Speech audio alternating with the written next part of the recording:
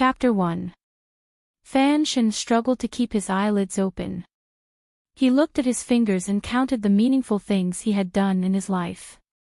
He hadn't even finished counting his 5 fingers, which were as thin as chopsticks, when he sighed and sadly gave up on the task.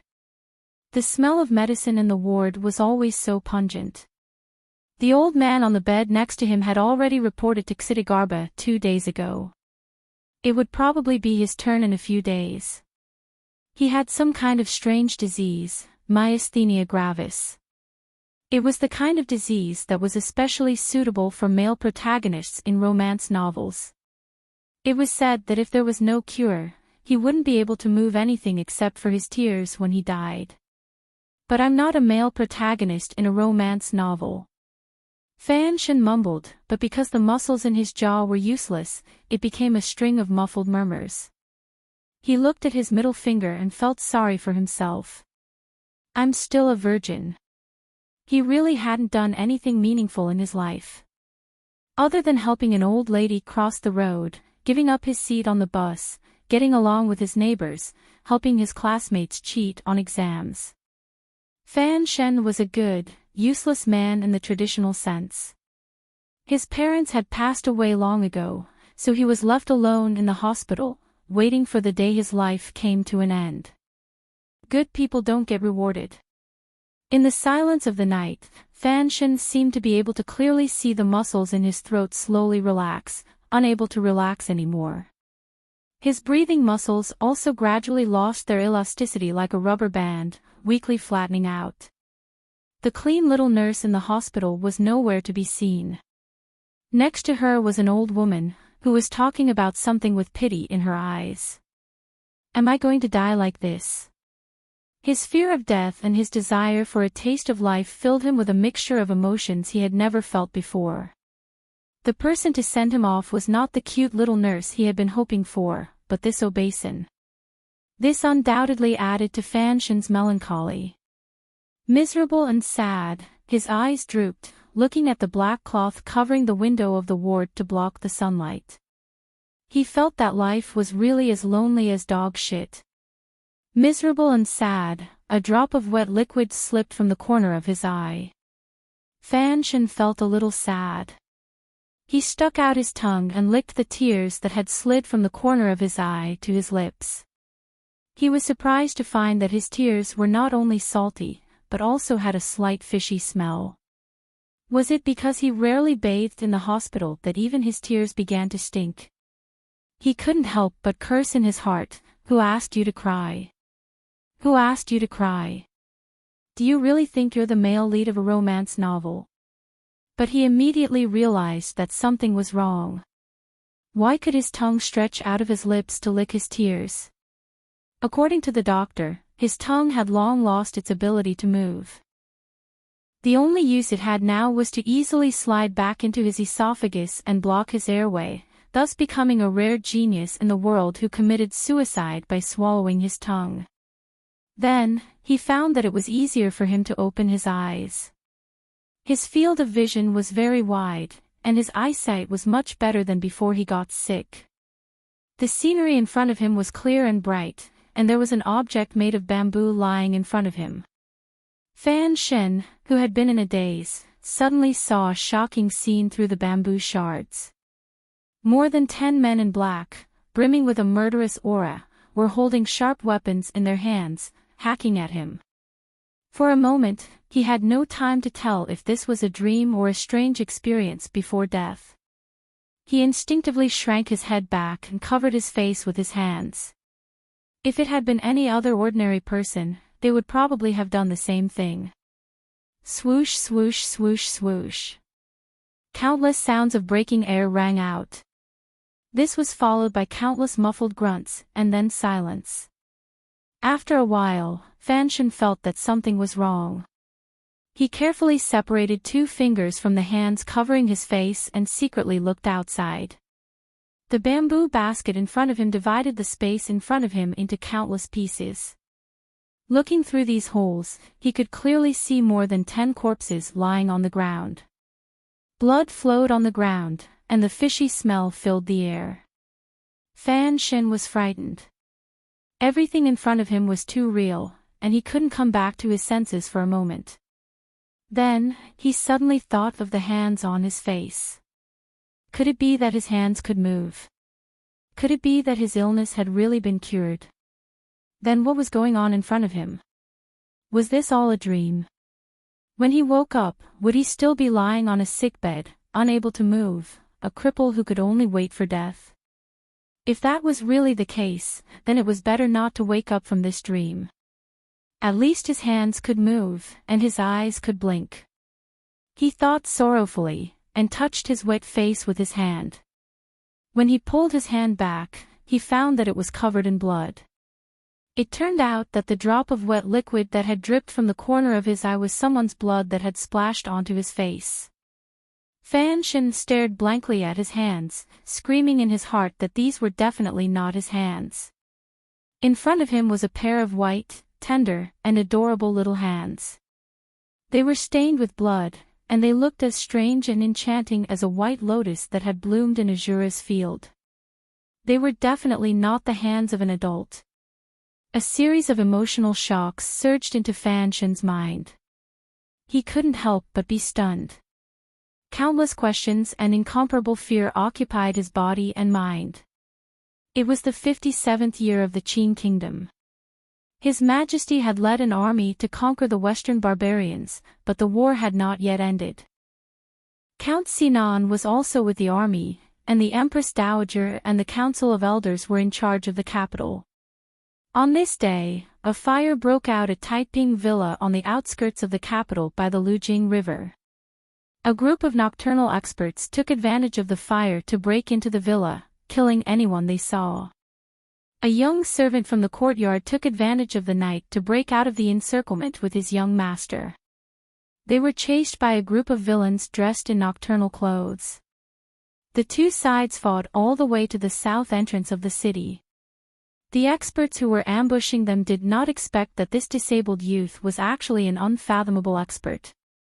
Behind the hills, there were unexpectedly reinforcements from the other side. The identities of these reinforcements made these people even more terrified. Black Knights. The assassins, who had been shot to death by crossbow bolts, lay in pools of blood and cried out in anguish. The reinforcements were mounted on horses, wearing black armor. Under the moonlight, they glowed with a faint, soul-devouring luster.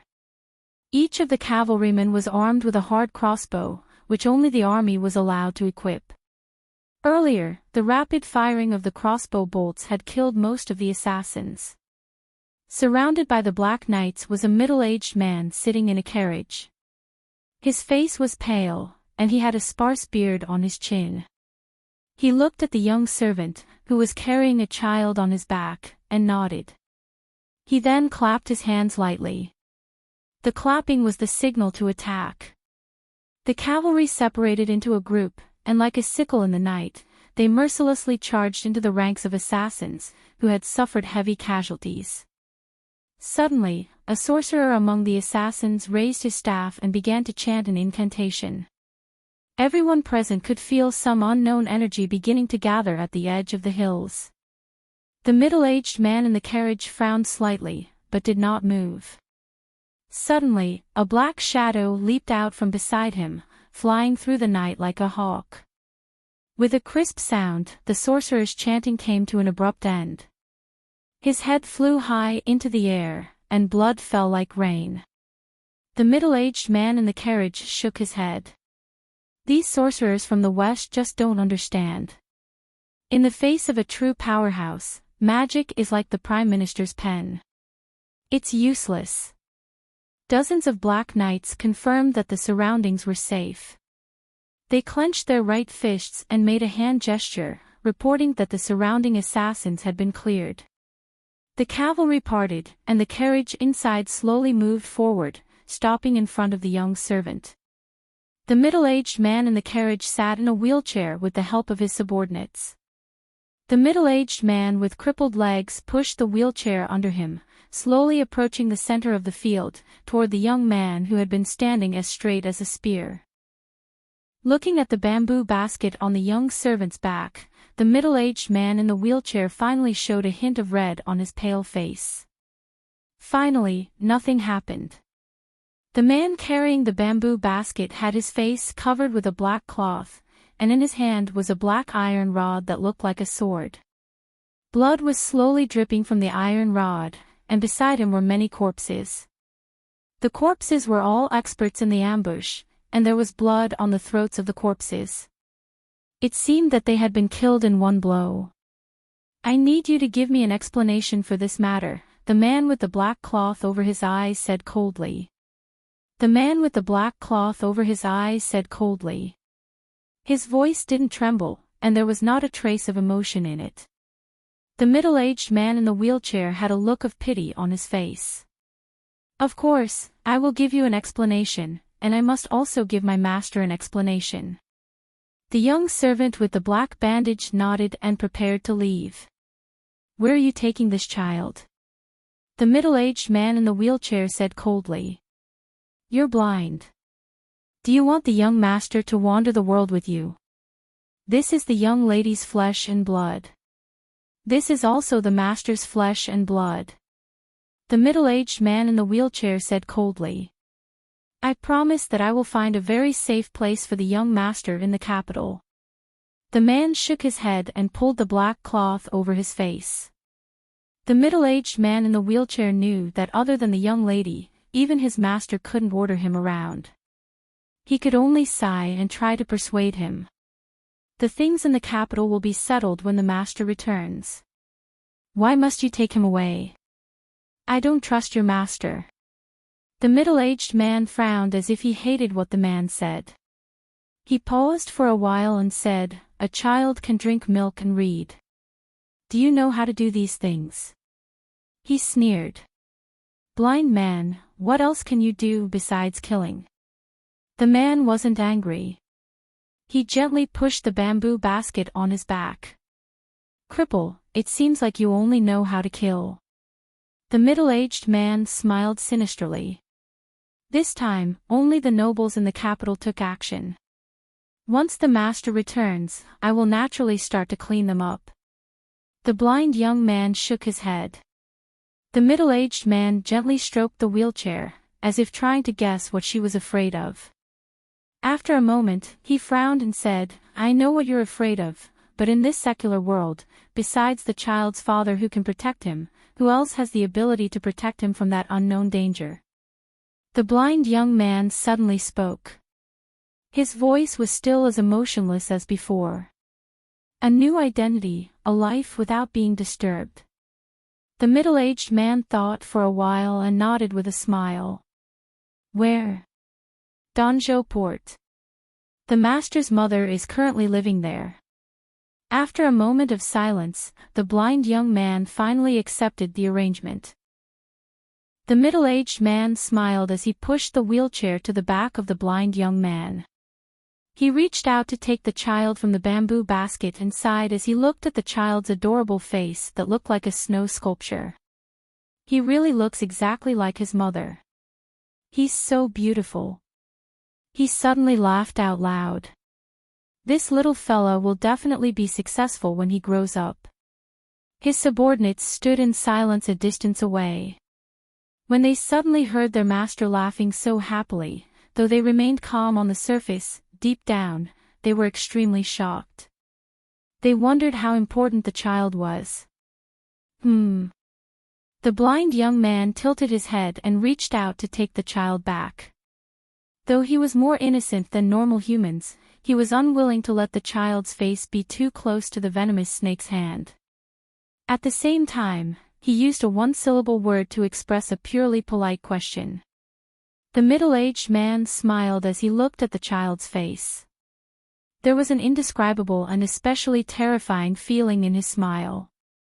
He's only 2 months old, but he's able to wipe the blood off his face.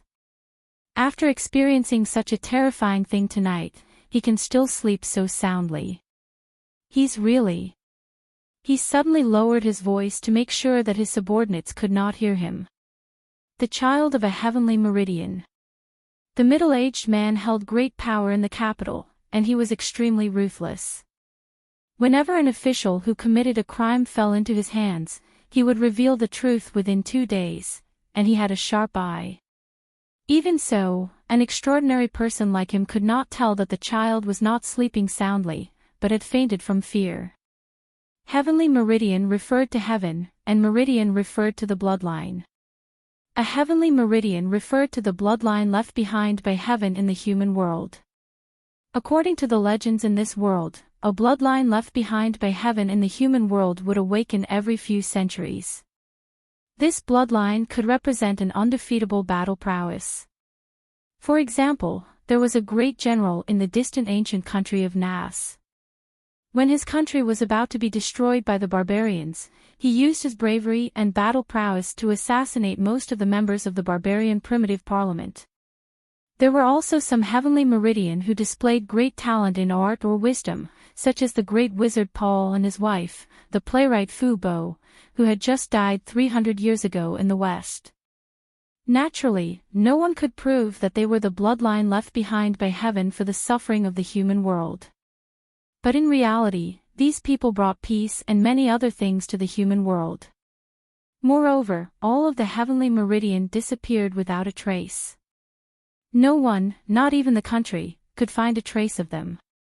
They just suddenly appeared and suddenly disappeared. Other than leaving behind some obscure records, there was nothing to prove their existence. The middle-aged man in the wheelchair happened to be one of the few people who knew of the existence of the heavenly meridian. For some reason, after Fan Shan died, his soul came to this world, and just like that, he was inconceivably reincarnated into the body of a baby. Moreover, this baby's father or mother was unexpectedly the mysterious and unfathomable heavenly meridian of the continent. At daybreak, the battlefield had already been cleaned up. The carriage slowly moved up the stone road to the east. Behind the carriage, a group of black cavalry and a pale, middle-aged man sitting on a wheeled horse formed a very strange and enchanting scene. The carriage hit a stone, and the sound of a ripple woke up the baby lying flat on a soft silk cushion. The baby's eyes left the faces of the people who had saved his life somewhat listlessly, and looked in front of the carriage. Unlike the wandering gaze of an ordinary baby, it was incomparably clear, but unable to focus, and had a few traces of something that could not be explained clearly. No one knew that such a soft little body actually contained a soul from a different world. As far as the eye could see, the curtain of the carriage fluttered in the oncoming wind, revealing a corner of the green mountains outside the carriage and the long stone road behind it. It was like countless pictures, continuously rewinding. In front of the carriage, the blind youth was tightly gripping the iron drill in his hand.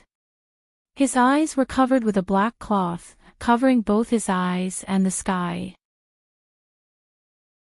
Chapter 2. Danzhou Port was to the east of the kingdom of Qing. Although it was by the sea, several ports in the south had recently been built, and the expected sea route to the west had long been connected. As a result, the center of the country's trade had shifted south. The port gradually showed signs of decline, and the bustling port in the past had become quiet a few years ago. Seagulls flew freely, no longer harassed by those hateful sailors. On the other hand, the residents that lived in Danzhou Port did not feel that their lives had changed much. Their income had decreased, but His Majesty had exempted them from taxes for a few years, so they were living quite well. Besides, the port was very beautiful, and it was quiet now, so it was naturally more suitable for people to live in. Occasionally, some big shots would choose to build their manors here. But because it was too far from the capital, not many officials actually stayed. The only one who could be considered as such was the old lady in the courtyard in the west of the city. It was said that the old lady was the mother of Count Sinan in the capital, and had chosen to retire here. The residents of the city knew that Count Sinan seemed to be greatly appreciated by His Majesty, and that he had not been sent out in accordance with the law. Instead, he had stayed in the capital to work in the Ministry of Finance, so most of them were respectful to the old lady. But children did not understand such things. It was a fine day, and the adults were sitting in a tavern, enjoying the salty and humid sea breeze, the salted plums, and the wine in their glasses. A group of teenagers surrounded the stone steps of the back door of Count Sinan's manor in the west of the city. They were so densely packed together that it was hard to tell what they were doing. Looking closer, he discovered that it was a very interesting scene. It turned out that these youths were all listening to a child who was only 4 or 5 years old. The little boy was very handsome, with picturesque eyebrows and clear eyes. His voice was still childish, but his tone was very mature. He sighed and gestured with his small arms. It said that Truman walked to the wall and found a ladder there, so he walked up step by step and found the door. He pushed the door open and walked out, and then, naturally, he returned to the world. The little boy pouted, as if annoyed that the older teenagers would ask such a retarded question. No way. Didn't he go and kill that Honey? Ha-and-I is dead, another teenager answered. Yes, isn't Truman going to beat up that Honey to vent his anger? He was locked up like this for many years. The little boy shrugged. Nope. Tisk. How boring, young Master Fan Sien. Today's story isn't as good as the one from a few days ago. What do you like to listen to then? An ethereal journey. Charm Monogatari. Bang! The little boy called Fan Sien pointed his middle finger at the children around him who were older than him. Fighting and killing isn't healthy. Digging for treasures everywhere isn't environmentally friendly. Suddenly, an extremely angry voice came from the courtyard. Young master. Where have you been? The children in a circle imitated him and also raised their middle fingers. But because there were so many of them, it was much more spectacular. Bang! They all laughed and dispersed. The little boy called Fan Sien stood up from the stone steps, patted the dust off his buttocks, and ran into the courtyard. But before he closed the door, his sharp eyes glanced at the blind young owner of the grocery store across the street. His face showed a complex expression that did not match his age, and he gently closed the wooden door. This was Fan Shen's 4th year in this world. In these years, he finally understood that he was not dreaming. He had really come to an unknown world. This world seemed to be the same as the one in his memory, but also seemed to be very different. By eavesdropping on the servants in the Count's manor, he finally understood his identity. He was the illegitimate son of Count Sinan in the capital. Just like in the typical feud between the rich and the powerful, an illegitimate son could easily fall prey to the evil schemes of the first aunt or second aunt.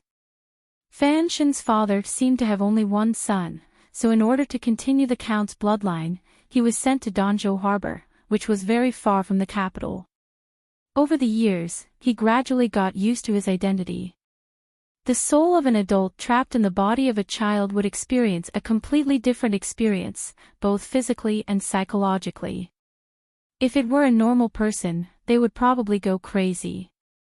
But coincidentally, in Fan Shen's previous life, he was a patient with myasthenia gravis and had been bedridden for many years.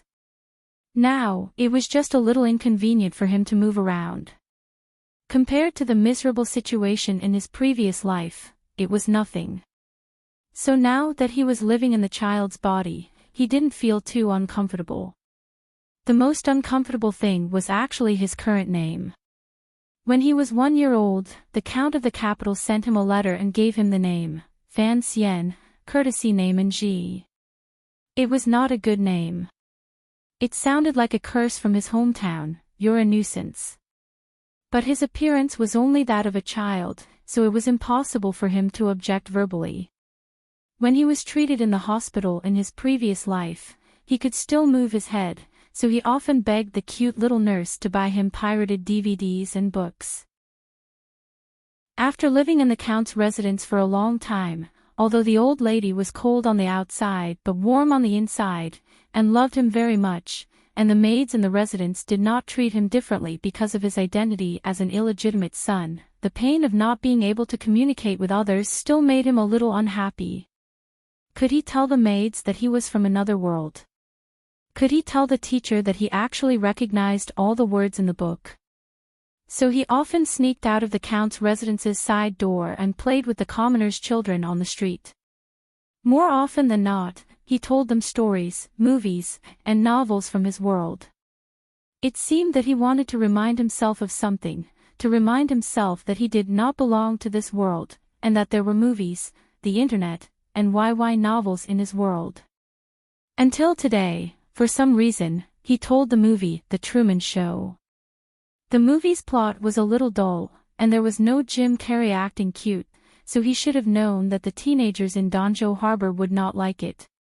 But he still told it. Because deep in his heart, there was always a sense of absurdity. He was clearly a person who was going to die, so why was he suddenly reborn in this body? He could not help but think of the movie. Perhaps, the people in front of him, the streets, and the seagulls flying in the sky were all arranged by someone. Just like the Truman Show. In the end, the Truman Show discovered that the world he was in was fake, so he resolutely took a boat and found the exit. But Fan Shen, no, it should be Fan Xian, knew that he was not the Truman Show. This world was real, and it was not a big film studio. So he found that telling stories every day to remind himself that he was from another world was a very absurd action in itself. Chapter 3. The only good thing about his rebirth was that his limbs were now nimble, and he could jump about. Fan Xian was gratified by this realization. Those who had not suffered from his disease would probably find it difficult to feel this kind of happiness. He comforted himself by thinking that perhaps this was a gift from God. It took him 4 whole years to figure out this problem. Since he had the chance to live again, why not live it to the fullest? Since God had bestowed a new life upon him, if he did not live it well, would that not be disrespecting God? For example, since he could move now, why not move more? So all the servants in the Count's manor knew that this young master, born of a concubine, was someone who could not sit still. "Young master, I beg of you, come down quickly." At that moment, Fan Xian was sitting at the highest point of the artificial mountain in the courtyard, looking at the distant horizon with a smile. But in the eyes of the servant girl, a 4-year-old child had climbed to such a high place, and had such a mature smile. It was obvious that the little fellow had lost his mind. Gradually, more and more people gathered at the foot of the artificial mountain. 7 or 8 servants surrounded the mountain anxiously. Although Count Sinan was appreciated by His Majesty, his rank was not high, and his official position was not high. He did not have much income, and even if he did, he could not possibly spend it all on his mother and illegitimate child. As a result, there were not many servants in the Count's estate. Fan Xian looked at the anxious faces of the people at the foot of the artificial mountain and could not help but sigh. He obediently climbed down. "It's just a little exercise. What's the rush?" The servants had long since become accustomed to their young master's strange habit of imitating the way adults speak. They took him in their arms and went to take a bath. When Fan Xian came out, his lips red, his teeth white, his body fragrant and tender, the servant girl picked him up again. Smiling, she caressed his face and teased, "Young master, you are born like a young lady from another family. Who knows which young lady will live a good life in the future?" Stupidly, Fan Xian didn't respond. He wasn't going to use the mouth of a 4-year-old to tease a teenage servant girl. He didn't want to do such a tasteless thing. He would wait until he was 6 before he began this great and challenging work. "It's time to take a nap, little ancestor." The maid patted the little fellow's buttocks. They had always found it strange that although the young master of the Count's estate was young and had begun to show signs of naughtiness, he had always maintained the self-discipline and hard work of an adult. For example, taking a nap. Anyone who had a normal childhood would always remember the glorious deeds of how they fought against the demons who forced them to sleep under the bright and beautiful noontime sun. Some of the demons called him father, some called him mother, and some called him teacher. But young Master Fan Xian was the kind of person who never needed to be forced to take a nap. Every noon, he would put on his most adorable and innocent smile, obediently return to his bedroom, and begin to sleep. He would not make a sound in the middle of it all. At first, Madame Dowager didn't believe it and asked the maids to keep an eye on the little fellow. She thought that he was using sleeping as an excuse to fool around on the bed. However, after watching him for half a year, she found that the child was really in a deep sleep every time. Even shouting at him was difficult to wake him up. From then on, the maids no longer paid attention to this matter. Whenever he slept, they would usually keep watch outside. It was summer, and the maids were naturally very tired. They tilted their bodies and gently waved the little fans in their hands. Occasionally, a firefly would dance in the wind. Returning to his bedroom, Fan Xian climbed onto the bed and lifted the mat covering it. He carefully took out a book from a hidden compartment he had dug out from underneath. The cover of the book was slightly yellow, and it looked a little old, but there was not a single word on it. However, there were some patterns embroidered on the corners of the book that represented some unknown meaning. Every stroke was curled up at the end, like a flowing cloud, or like the corner of a wide sleeve that had a rather ancient charm. He gently flipped open the book to the 7th page. There was a drawing of a naked man, with some faint red lines on his body. He didn't know what kind of paint had been used to draw them, but it gave the viewer the illusion that these lines were slowly flowing in a certain direction. Fan Xian sighed. His appearance was only that of a 4-year-old, so he didn't dare reveal too much of his true nature. Fortunately, he had this book to help him pass the time of extreme boredom. This book had been left to him by a blind youth named Wu Zhu when he was very young. Fan Xian had always remembered that blind youth, the servant of his mother in this world. When he had been trapped in the body of a small infant, he had spent time in the arms of that youth.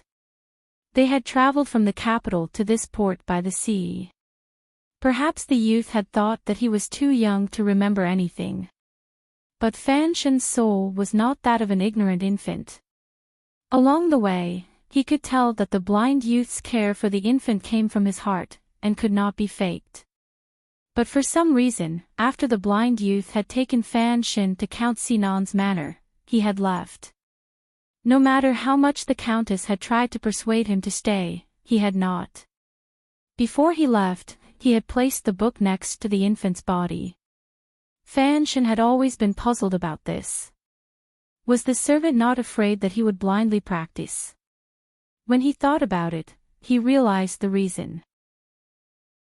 He was a child, and there was no way he could recognize the words in the book. Naturally, he was not afraid of any problems. But Fan Xian just so happened to recognize the words of this world. After the great changes of his rebirth, he was even convinced of ghosts and immortals. He was even more convinced that the book before him, which looked like a prop from a Hong Kong TV series, was some kind of Jinqi training method. It was a pity that it did not have a name. Otherwise, he could go to the children on the street and ask them if this Jinqi training method was powerful or not. Thinking of this, Fan Xian laughed foolishly. Since the wretched heavens had given him a second chance, he had to cherish it. This internal force was something that did not exist in his previous world. Even if the nameless breathing method before him was nothing special, he could not stop himself from practicing it at the age of 1. One must know that this was only a few realms lower than if one had started training in the womb.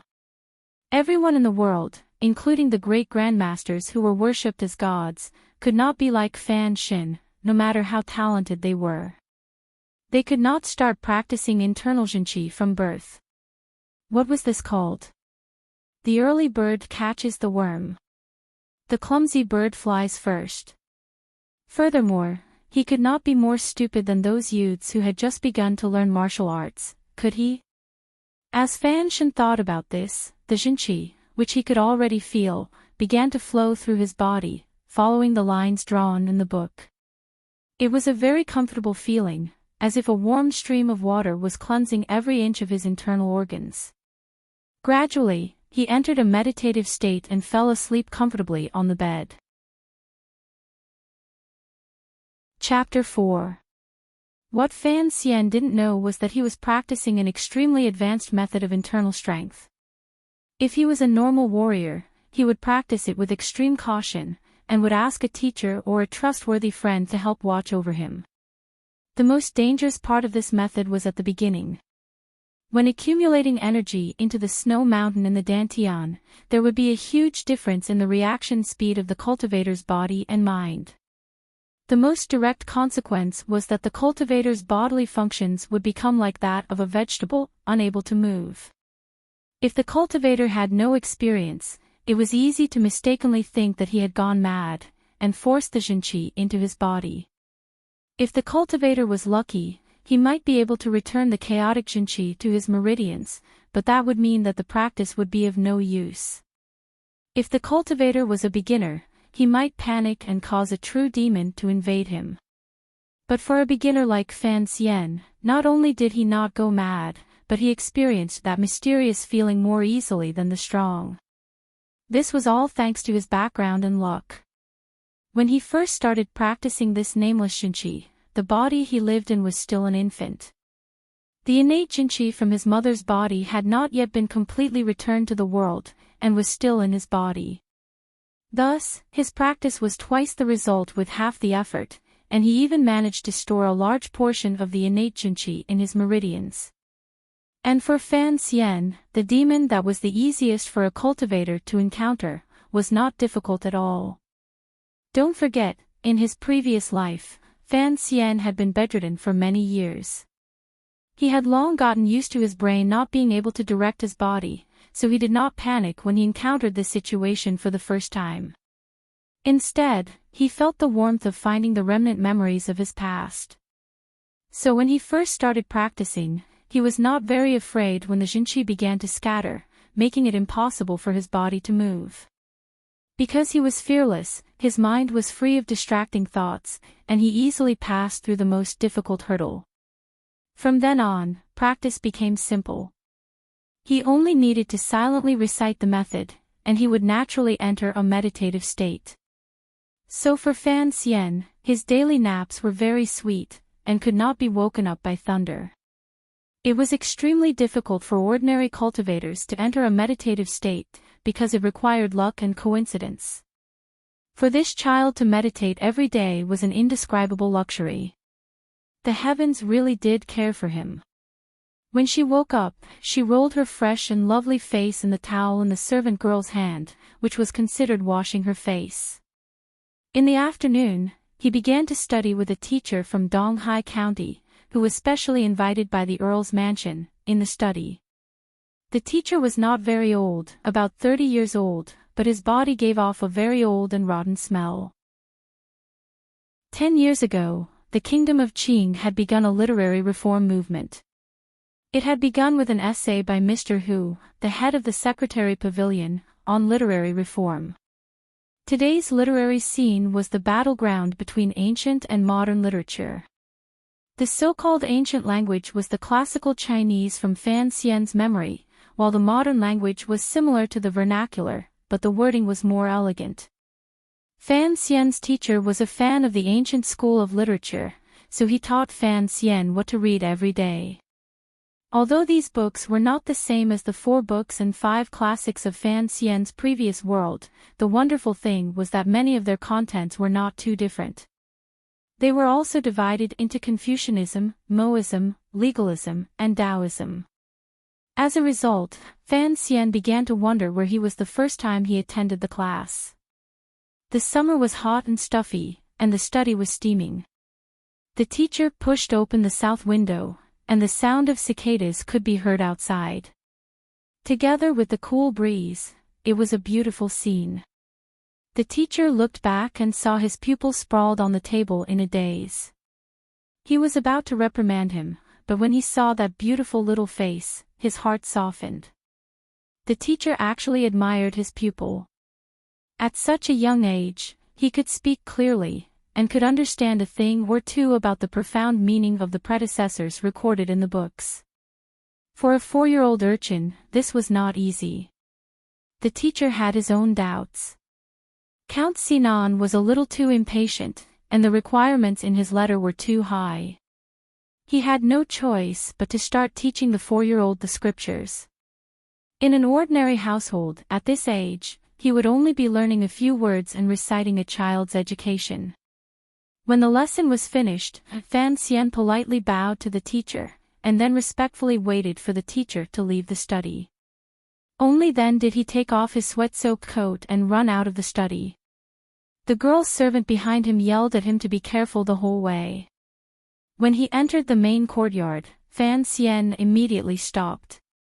With an innocent and lovely smile on his face, he waddled in like a little adult. Seeing the old lady sitting in the middle of the room, he opened his mouth and called out in a childish voice, "Grandmother." The old lady's face was kind and benevolent, and her deep wrinkles were all traces of age.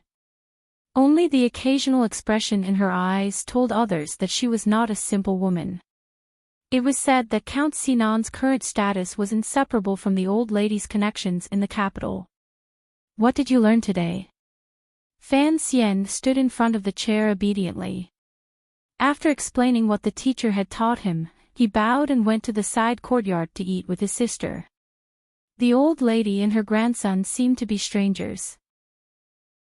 He didn't know if it was because Fan Xian was an illegitimate child, but although the old lady didn't mistreat him, she always had high expectations of him.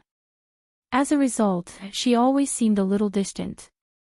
Fan Xian remembered that when he was only 1 year old, the old lady before him had held him in her arms and wept in the middle of the night.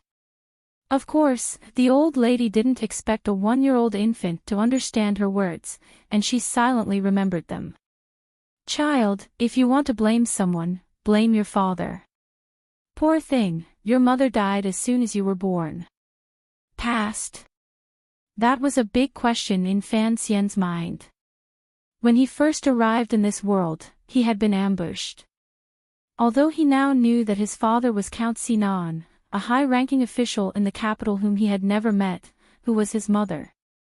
Back then, Count Sinan had been with the emperor on the western expedition, and the assassins had naturally targeted his mother.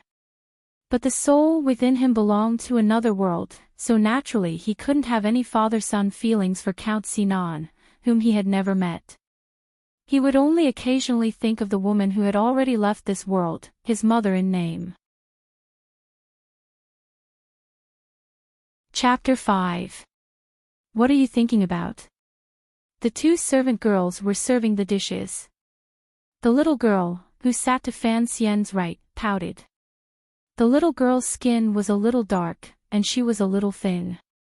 Sitting next to Fan Xian, who was as pretty as a girl, she looked particularly pitiful. Fan Xian reached out and ruffled the little girl's yellow hair. "I was thinking about what you usually eat in the capital." This little girl, who was even younger than Fan Xian, was Count Sinan's daughter. She was his half-sister, and her name was Ruoruo. Because she had been sickly since childhood, and the countess loved her dearly, she had been brought to Danzhou a year ago to recuperate. But after nearly a year, there had been no improvement. Her hair was still rather sparse. Naturally, the family of an official would not lack food and clothing, so she could not be malnourished. She was probably born with a weak constitution. Fan Xian and the little girl hit it off very well. Although he dealt with the little girl with the mentality of an uncle, it was only because he felt sorry for her that he often took her out to play and told her stories. In the eyes of others, however, it became evidence of their deep sibling love. Fan Xian's identity was a little awkward. After all, an illegitimate child could not be compared to a legitimate daughter, so the servant girls deliberately avoided mentioning the count's estate in the capital. Hearing her brother's question, the little girl very seriously began to count with her fingers what she usually ate in the capital. But no matter how she counted, the 3-year-old girl could not remember anything. She could only repeatedly say Tonghulu and dough figurines. By the time they finished eating, it was already late. The sun was halfway down the other side of the land, and a thick twilight enveloped the entire courtyard. Ruoro, you really are weak. Big brother bullies me. Well, what do you want to hear today? Snow White. Fan Xian suddenly laughed. Fortunately, there was no one else around, or they would have been shocked to see the strange smile on the face of a 4-year-old boy. Big brother will tell you a ghost story, okay? No. Fan Ruoro was startled. She shook her head vigorously, and 2 clear streams of tears rolled down her tan cheeks. It was clear that she had been tormented by many ghost stories in the past year. Bullying little girls was just one of Fan Xian's vices. He was best at bullying servant girls. He often told them ghost stories, which would scare the youthful girls into screaming non-stop. They would all huddle together on the bed, shivering. Although it was impossible for Fan Xian to tease them verbally in order to hide himself, he could still enjoy a fragrant embrace at this time. He comforted himself that he was still a child and was still in the stage where he needed to be touched. This was not considered shameless, but a very normal need. Every time the maids were curious about how a young man like him could know so many terrible stories, Fan Xian would blame it on the teacher. Therefore, the maids were now looking at the teacher with a somewhat unfriendly gaze. They thought to themselves, Lord Count spent a lot of money to hire you to teach the young master, but you actually told him a ghost story. Not only did you scare the child, but you also scared us flowers. You've committed a great sin. As usual, after the ghost story was over, the 2 maids looked shocked but still satisfied. They helped the little fellow wash up and then closed the door to let him sleep. It seemed to be another ordinary night. Fan Xian put the hard porcelain pillow under his head to one side, and went to the wardrobe to take out a winter robe.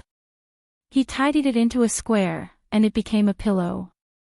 He leaned against the pillow, but his eyes were open, shining in the dark. He did not fall asleep for a long time. Although he had accepted the fact that he had been reincarnated into this world, he could not necessarily get used to it. It was probably around 9 o'clock at night, and it was very uncomfortable to have to sleep. Moreover, he had slept in bed for a long time in his previous life. He touched the surface of the bed and found that the secret compartment he had made could not be seen by others. He relaxed a little, and very naturally, the Jinqi in his body began to flow slowly, and he could enter the state of meditation at any time. The moment before he entered the state of emptiness, Fan Xian thought about how he should live in this world. How should he live for the next few decades? Before he had time to enter the vegetative state and fantasize about his future wives and concubines, he was awakened by an uninvited guest. Are you Fan Xian? A person suddenly appeared in front of his bed. The person's eyes were a cold color, and there was an unusual brown in his pupils. It was obvious at a glance that this person did not love life very much. It was a very polite question, but if it came from the mouth of someone who sneaked into your bedroom in the middle of the night, covered his face, holding a knife in his hand, and carrying a few small bags on his waist, it would undoubtedly be very frightening. Fortunately, Fan Xian was not a real 4-year-old boy. Otherwise, when he saw this strange uncle, he would certainly have cried out at the first moment. Even if he thought about it with his toes, he could tell that a person who could quietly enter the Count's manor at night was certainly a powerful and ruthless fellow. If he cried out, he would certainly be killed. Thinking of this, Fan Xian could not help but feel proud of his ability to remain calm in the face of danger. He coughed twice and suppressed the incomparable nervousness in his heart. Pretending to be the most adorable child, he threw himself forward.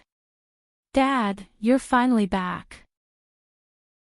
A 4-year-old boy threw himself into the arms of an assassin, his eyes brimming with tears. His hands were tightly wrapped around the assassin's waist, but the child's hands were too short to wrap around the assassin's waist. All he could do was grab at the assassin's clothes, as if afraid that the assassin would run away. Perhaps because he grabbed too hard, the boy tore a piece of the assassin's clothes with a tearing sound. The Nightwalker frowned. He didn't seem to move, but he pulled himself out of Fan Xian's embrace. He stood there in a daze, as if wondering why the illegitimate son of Count Sinan would call him father. At the same time, he was puzzled. His clothes were of the finest quality, and even a knife would not be able to easily cut them. How could this child tear them with his bare hands?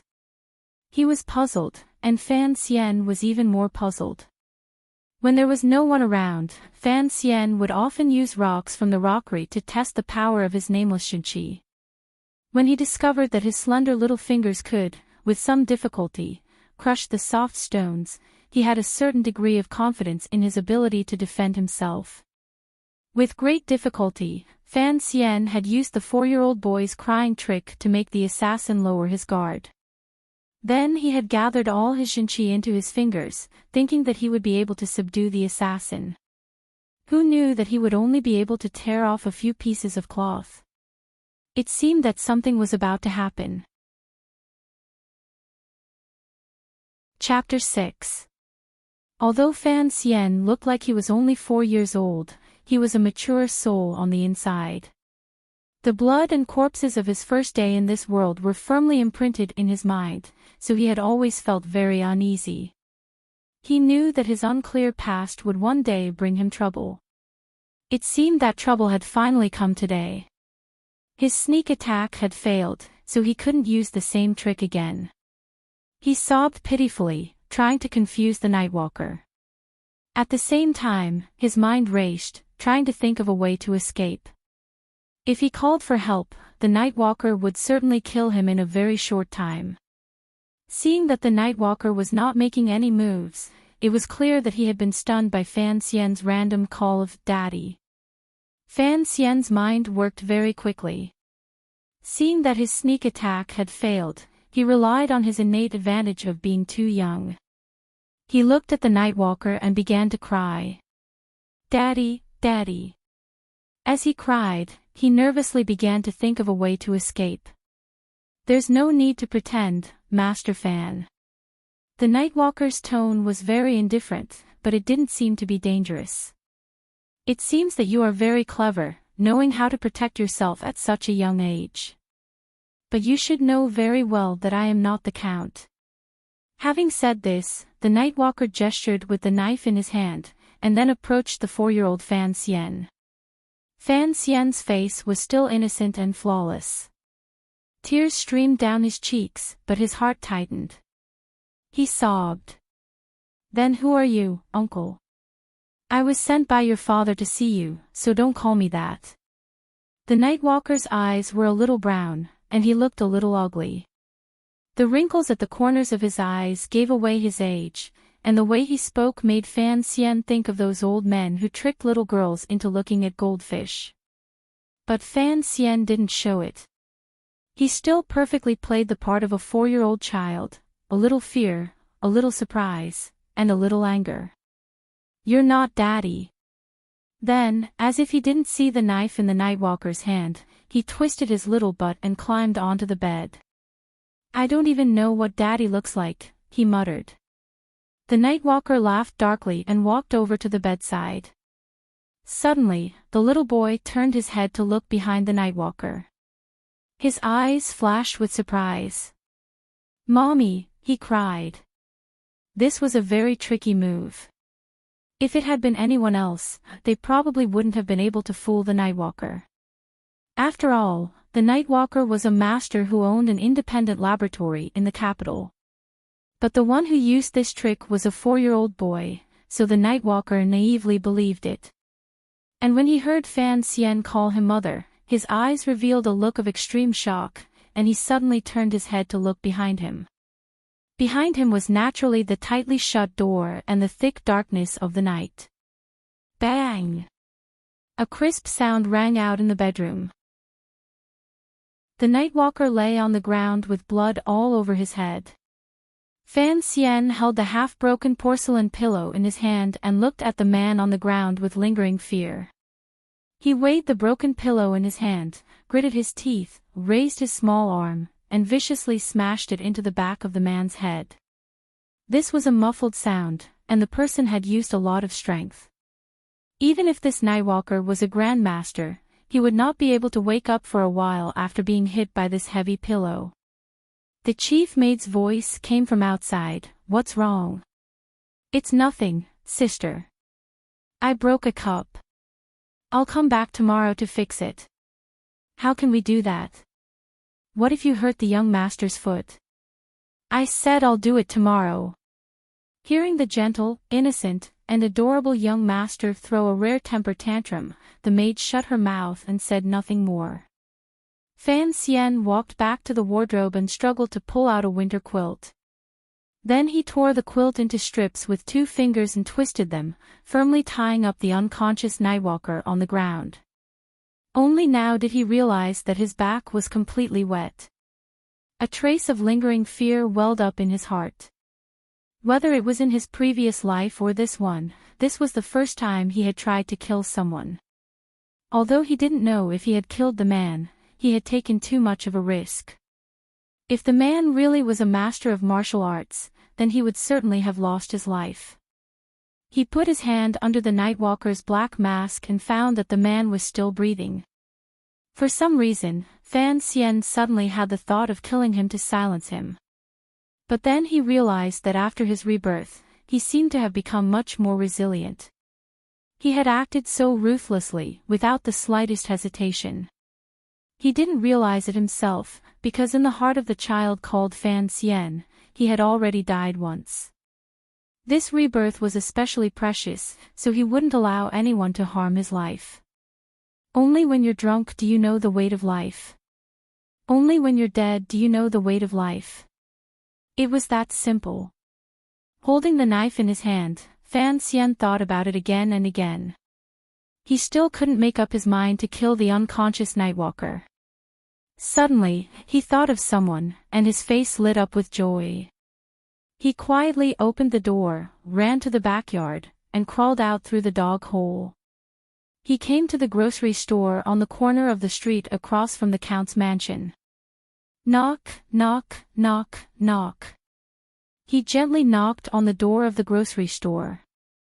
The sound was very soft, and in the quiet night of Danzhou, it didn't travel far.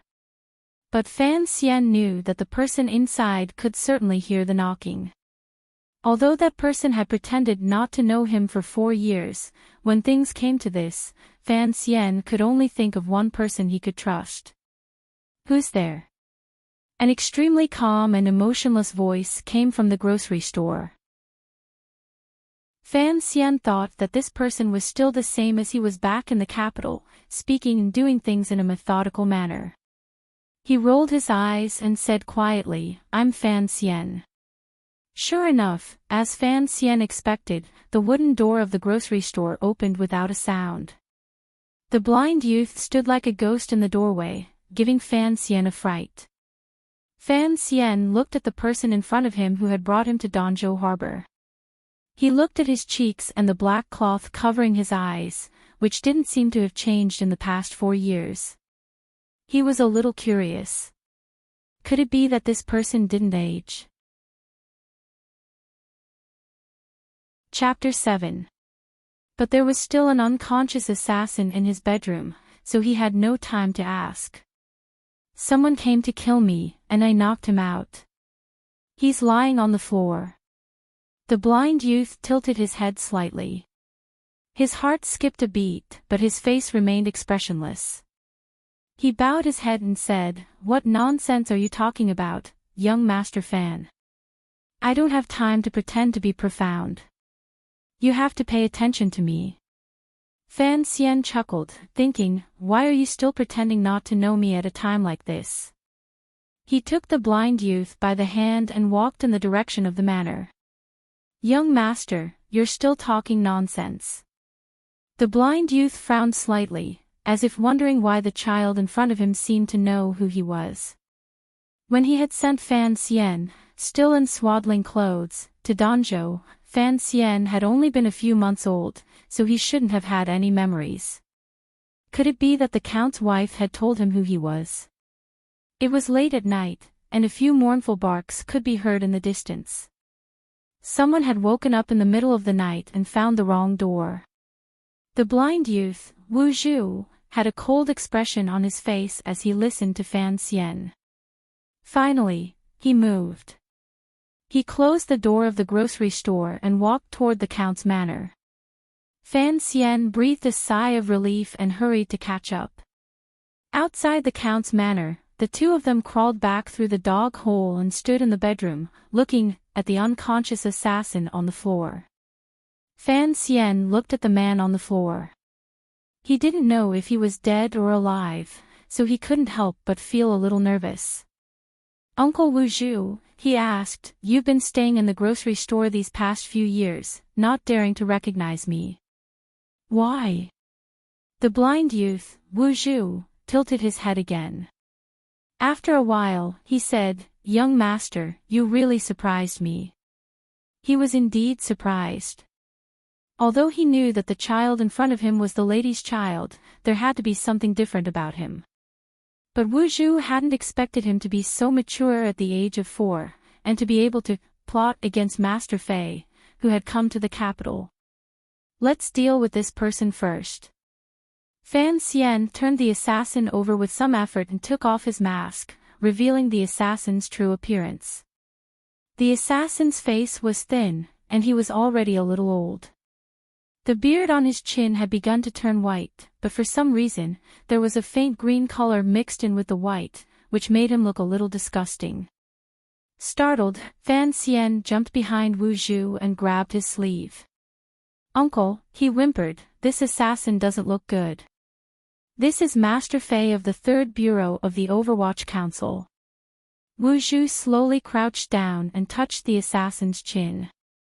"He is one of the 3 most adept poisoners in the world. He is an expert in using, identifying, and detoxifying poisons. To think that such a formidable character would be ruined by you with a porcelain pillow. I don't know if you're too lucky, or if he's too unlucky. It's his bad luck." Fan Xian thought to himself. Although he was surprised by the name of the man on the ground, he realized that he had run into a monster who looked like an infant but had lived 2 lives as a demon. His luck was not very good. "Don't touch him with your hands. What if he's poisoned?" Fan Xian reminded Wu Zhu. Wu Zhu did not stop moving, nor did he explain anything. But the way he moved made Fan Xian feel that he was telling him that there was no poison in this world that could kill him. Fan Xian frowned and asked, "Uncle, what do we do with this man?" He wasn't the type of person who was overly familiar with others. It was just that in this world, this blind young man was the first person he had ever known, and the only person he could trust completely. He also knew that this man was a formidable martial artist, so he deliberately acted cute and respectful, saying the word "uncle" over and over again. His eyes darted around, and finally fell on the knife. He gritted his teeth, thinking that he might as well stab this Master Fei to death. Sensing his actions, Wu Zhu stood up and shook his head. "Your temperament is far different from the lady's. You're so young, yet you're already so ruthless. I don't know who taught you that. I learned it myself." Fan Xian didn't dare offend the only martial artist he could trust. He said respectfully, "I know that you've been guarding the grocery store to protect me. I also know that you were afraid that my mother's enemies would find me because of you, so I didn't stay in the Count's manor. So I had to be ruthless." Wu Zhu shook his head again, and said nothing. Fan Xian knew that this master servant of his mother was beginning to suspect him. He laughed and asked, "Uncle, what should I do next?" His meaning was clear. It was better to let Uncle Wu Zhu do the killing.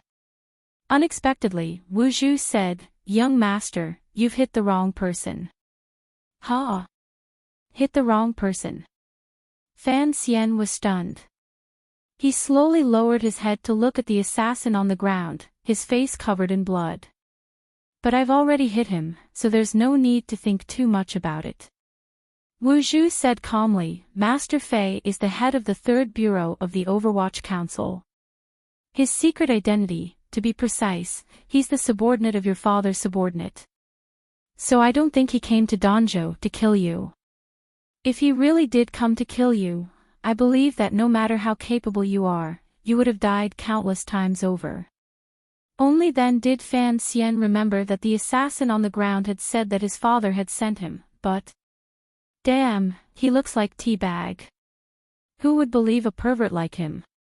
Fei Jia had been staying in the Institute of the Overwatch Council in the capital these past few years. He was an old man in his 50s, and although he had the reputation of being a master of poisons, he was in a semi-retired state.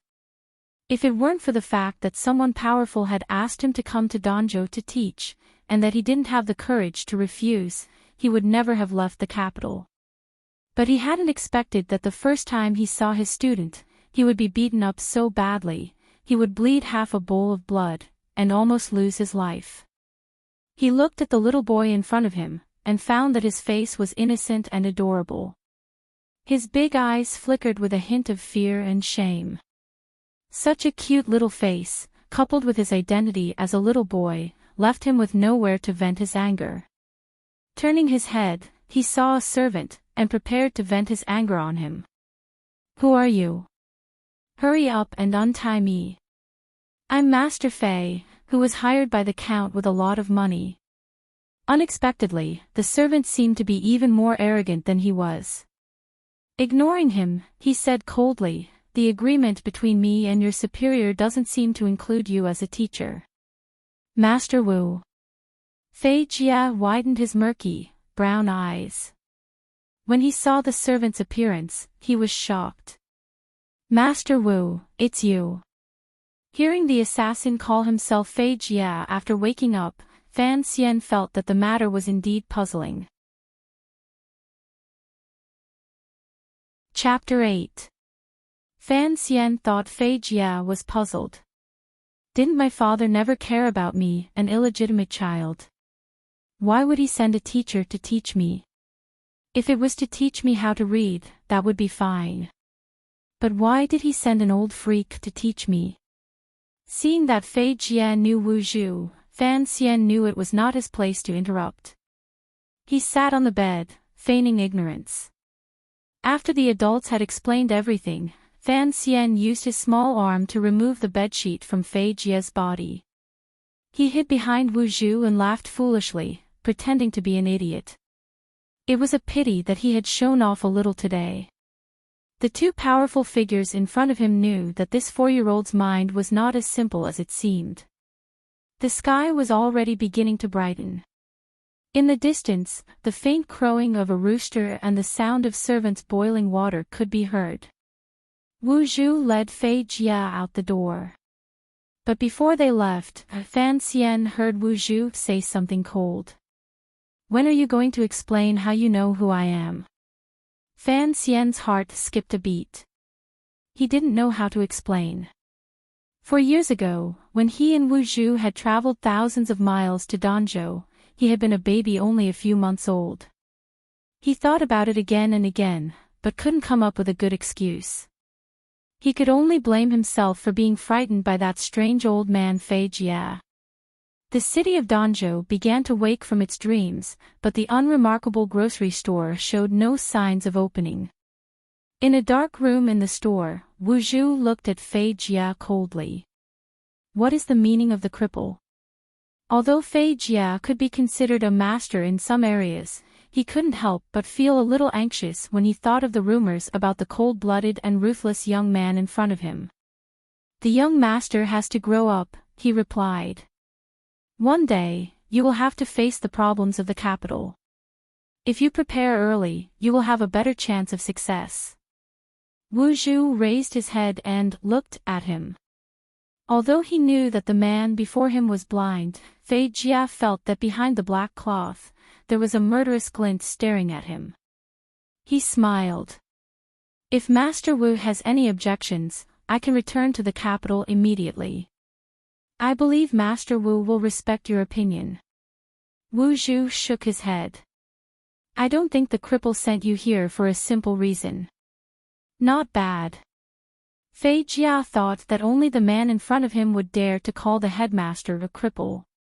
He bowed and replied, the headmaster hasn't been able to find the box left behind by Miss Wu. He's worried that it might be found by someone with ulterior motives, so he'd like to ask for your guidance. There's no need to look for it. The lady destroyed the chest before she died, Wu Zhu said expressionlessly. Fei Jia nodded and turned to leave. Suddenly, he frowned and said, I always feel that the young master is a little strange. Fifth master, he is only 4 years old, yet you let him practice such an overbearing Jin Qi cultivation method. Aren't you afraid that something will happen? The strange part is yet to come. I didn't teach him his Jin Qi cultivation method either. Wu Zhu looked at the poisonous creature that was about to become his young master's teacher. I'll have to trouble you, he said lightly. Fei Jia touched the dull ache on his head. He felt that these words seemed to be a bad omen, so he took his leave with a bitter smile. After he left, the blind Wu Zhu entered a secret room in the grocery store and stared blankly at a dust-covered chest in the corner. His eyes were still covered by a black cloth, but it was obvious that he was thinking about something. During the day, a strange teacher came to the Count's manor. After handing in his name card, he was personally received by the Countess. Somehow, he gained the Countess' trust and became the second teacher of the Fan family's young master. The maids had long since spread the news, and they all felt it strange. How could a man with a bandaged head, who looked like an old scoundrel, be qualified to be their young master's teacher? In the study, Fan Xian was obediently massaging Mr. Fei's back. Last night, he had knocked Mr. Fei's pillow, and now he had to quickly curry favor. Teacher, you can't blame me, he said in a childish voice. Deep down, he felt disgusted. You had a knife. I'm young, so I was a little impulsive. Fei Jia thought that without a knife, how could he pry open the door? He had only planned to sneak in to see what this legendary illegitimate child looked like. Who would have thought that the child would stay up in the middle of the night and play with insomnia? So it was inevitable that there would be a misunderstanding. But the back of his head still hurt. What a pity. In the future, he would find a way to get back at Fan Xian. I thought you would come to teach me in secret. That's right. In many Jianghu legends, a young man living alone in a small garden will come across a strange person and learn amazing skills. Those around him know nothing about it. This kind of thing is quite common. Fan Xian looked at Fei Jia bitterly, listening to him speak. But not everyone in this world is stupid. Besides, you're not my daughter-in-law, and I don't like to climb walls every day. Fei Jia's expression was not very good. He looked at the young boy in front of him. So, since I have an identity, it's better to use that identity to teach you. Fan Xian chuckled and climbed onto his lap. Teacher, do you know my father? What kind of person is he? Fei Jia's face turned green and red. He knew that the young boy in front of him was a vicious person, and yet he was still pretending to be naive. He felt completely powerless. Hearing the question, he thought for a moment before replying, the Count is a friend of my superior, so he asked me to teach you. You should call me teacher in the future. Teacher. Then what are you going to teach me? Fei Jia laughed, and a strange light flashed in his slightly brown eyes. I only know how to use poison. So I'm going to teach you how to use poison to kill people, and how not to be poisoned to death.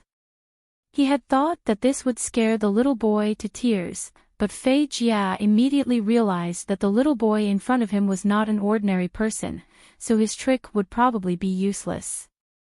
Sure enough, Fan Xian's big eyes were full of excitement. His long eyelashes fluttered in a particularly interested manner. Then what are you waiting for? Do you want me to catch a few rabbits to experiment on? Rabbits won't do, so I'll use toads. Fei Jia foolishly turned around, wondering if this little boy was really only 4 years old. A few months later. About a dozen miles away from Danzhou Harbor, in the graveyard, the faint light of dawn shone down on the dark graveyard, making the land seem even more eerie and eerie. Fei Jia clasped his hands together and stood outside the graveyard, watching the young master squatting in the grave. His eyebrows trembled slightly. This time, he had used a trip as an excuse to take a few days off from the Countess of the Count's manor. She had brought Fan Xian to the graveyard to dissect corpses and study the structure of the human body. Although he knew that Fan Xian was different from the average little boy, Fei Jia saw that it only took Fan Xian a short while to get used to the gloomy atmosphere of the graveyard. He quickly steadied his mind and began dissecting the corpses in the graveyard according to what he had learned in the past month. Fei Jia himself was shocked. He had always been a professional in dealing with corpses, but he had never seen a 4-year-old boy who could face a corpse so calmly. There was a foul stench in the graveyard. A beautiful and clean little boy wearing a large mask was using his small hands to pull out a ball of sticky intestines from a half-decomposed corpse. It was a horrifying scene. Fan Xian felt that his second life was just as miserable. Chapter 9. Fan Xian took off his mask and washed his hands with clean water. He began to record the characteristics of the corpse, then analyzed the possible ailments, and recorded them in detail in a large black leather notebook provided by Fei Jia. When he was done, he stood up. His face was pale, and his long eyelashes trembled. "Teacher, is there anything else?" Fei Jia looked at him and frowned.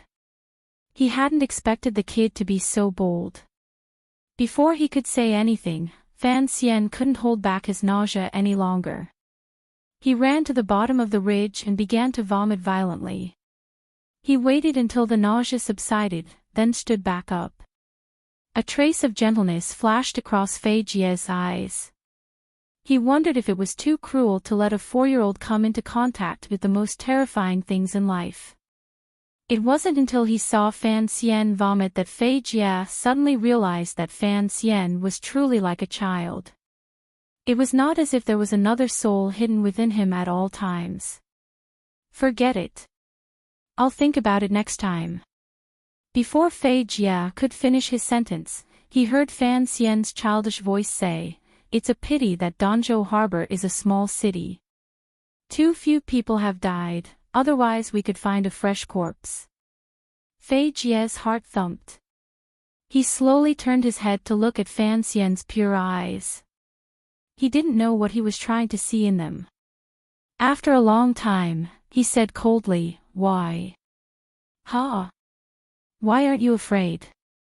Why aren't you angry at me for making you do these things?" Fei Jia was puzzled. He frowned and looked at the little boy. Fan Xian lowered his head and said respectfully, "Because you told me to poison someone so that I could observe and learn. I'm afraid, so I'd rather dig up a corpse." "So there are things in this world that you're afraid of?" "Yes." Fan Xian looked at him pitifully. "I'm only 4.5. Being young is no excuse." Fei Jia nodded, then shook his head. "You may be young, and perhaps there are some things you don't understand. But you have to know that an illegitimate child of a noble like you will face many conspiracies and harm in the years to come. Sometimes, this cheap sympathy can be a weapon that kills oneself." After saying this, Fei Jia had a strange thought. Perhaps everything he said could be understood by the child in front of him. At this moment, the morning light suddenly shone into Fan Xian's half-raised eyes, reflecting a strange luster. Fei Jia's heart trembled. He felt that the little boy's eyes were extremely demonic. He had used poison to kill countless people in his life.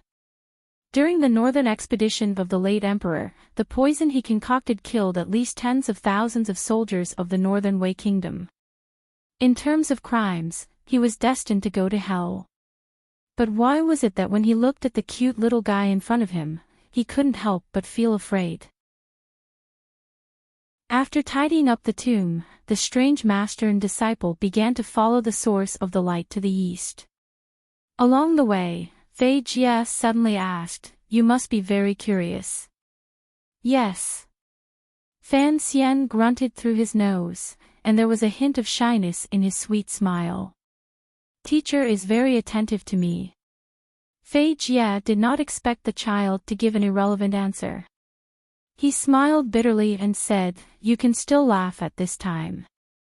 I really doubt your nerves and the maturity of your brain. Laughing is better than crying." "That's true." Fei Jia's gaze turned to the faintly discernible city walls in the distance. He frowned. "Your father's family property in the capital is very large. In the future, there will be many who will compete with you for the family property. So you must become stronger and learn more." Fan Xian said nothing, but he was calculating in his heart. He had always heard that his father, Count Sinan, was trusted by His Majesty. That was why he had stayed in the capital instead of being sent elsewhere. The year before last, there had been political turmoil in the capital. Who knew how many princes and nobles had died in that coup? In the end, His Majesty had firmly controlled the situation and massacred countless noble families. Although his father was also a noble, he had miraculously maintained His Majesty's trust in him, and his position as an official had only grown higher and higher. But Fan Xian still could not understand what kind of family property could cause his own death. It could cause his father to invite the most terrifying people in the capital, the Overwatch Council, to act as his teacher. "I understand. In the future, there will certainly be people who want to kill me. That's why teacher taught me to use poison." He was actually afraid that I would be poisoned to death. "That's right. There are many ways to kill, but the most convenient, and also the least likely to attract attention, is to use poison." Fei Jia placed his hand on the top of Fan Xian's head and gently stroked it. "My task is to teach you these things within a year, so that in the future, no one will be able to poison your food and kill you." "Why now? Weren't you afraid that someone would poison me years ago?" There were some questions that had to be asked clearly, so Fan Xian continued to ask questions, regardless of his fear of letting Fei Jia sense that he was mature beyond his years. Fei Jia smiled, but there was something sinister about it. "Because last month, Count Sinan's concubine gave birth to a son, which means that you have a competitor for the Count's estate. And that concubine just so happens to be connected to some people in the Overwatch Council.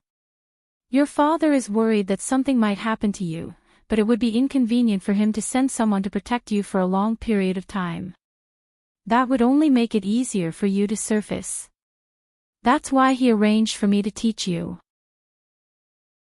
Fan Xian noticed that Fei Jia used two titles, Count Sinan and Father. "I'm illegitimate." Fan Xian smiled sweetly. "According to the laws of this country, I shouldn't have the right to inherit my father's title. Concubine shouldn't be too worried about me. In this world, what can be said with certainty?" Fei Jia replied casually. "Although Sir Wu has been secretly protecting you, he can't be your nanny. The poison in your food can't kill him, but it can easily kill you. And you don't know how many people will die with you if you die." Fan Xian was more and more confused. He wondered what kind of power his father, whom he had never met, wielded in secret. It was obvious that his father had far more power and ability than a mere count could have.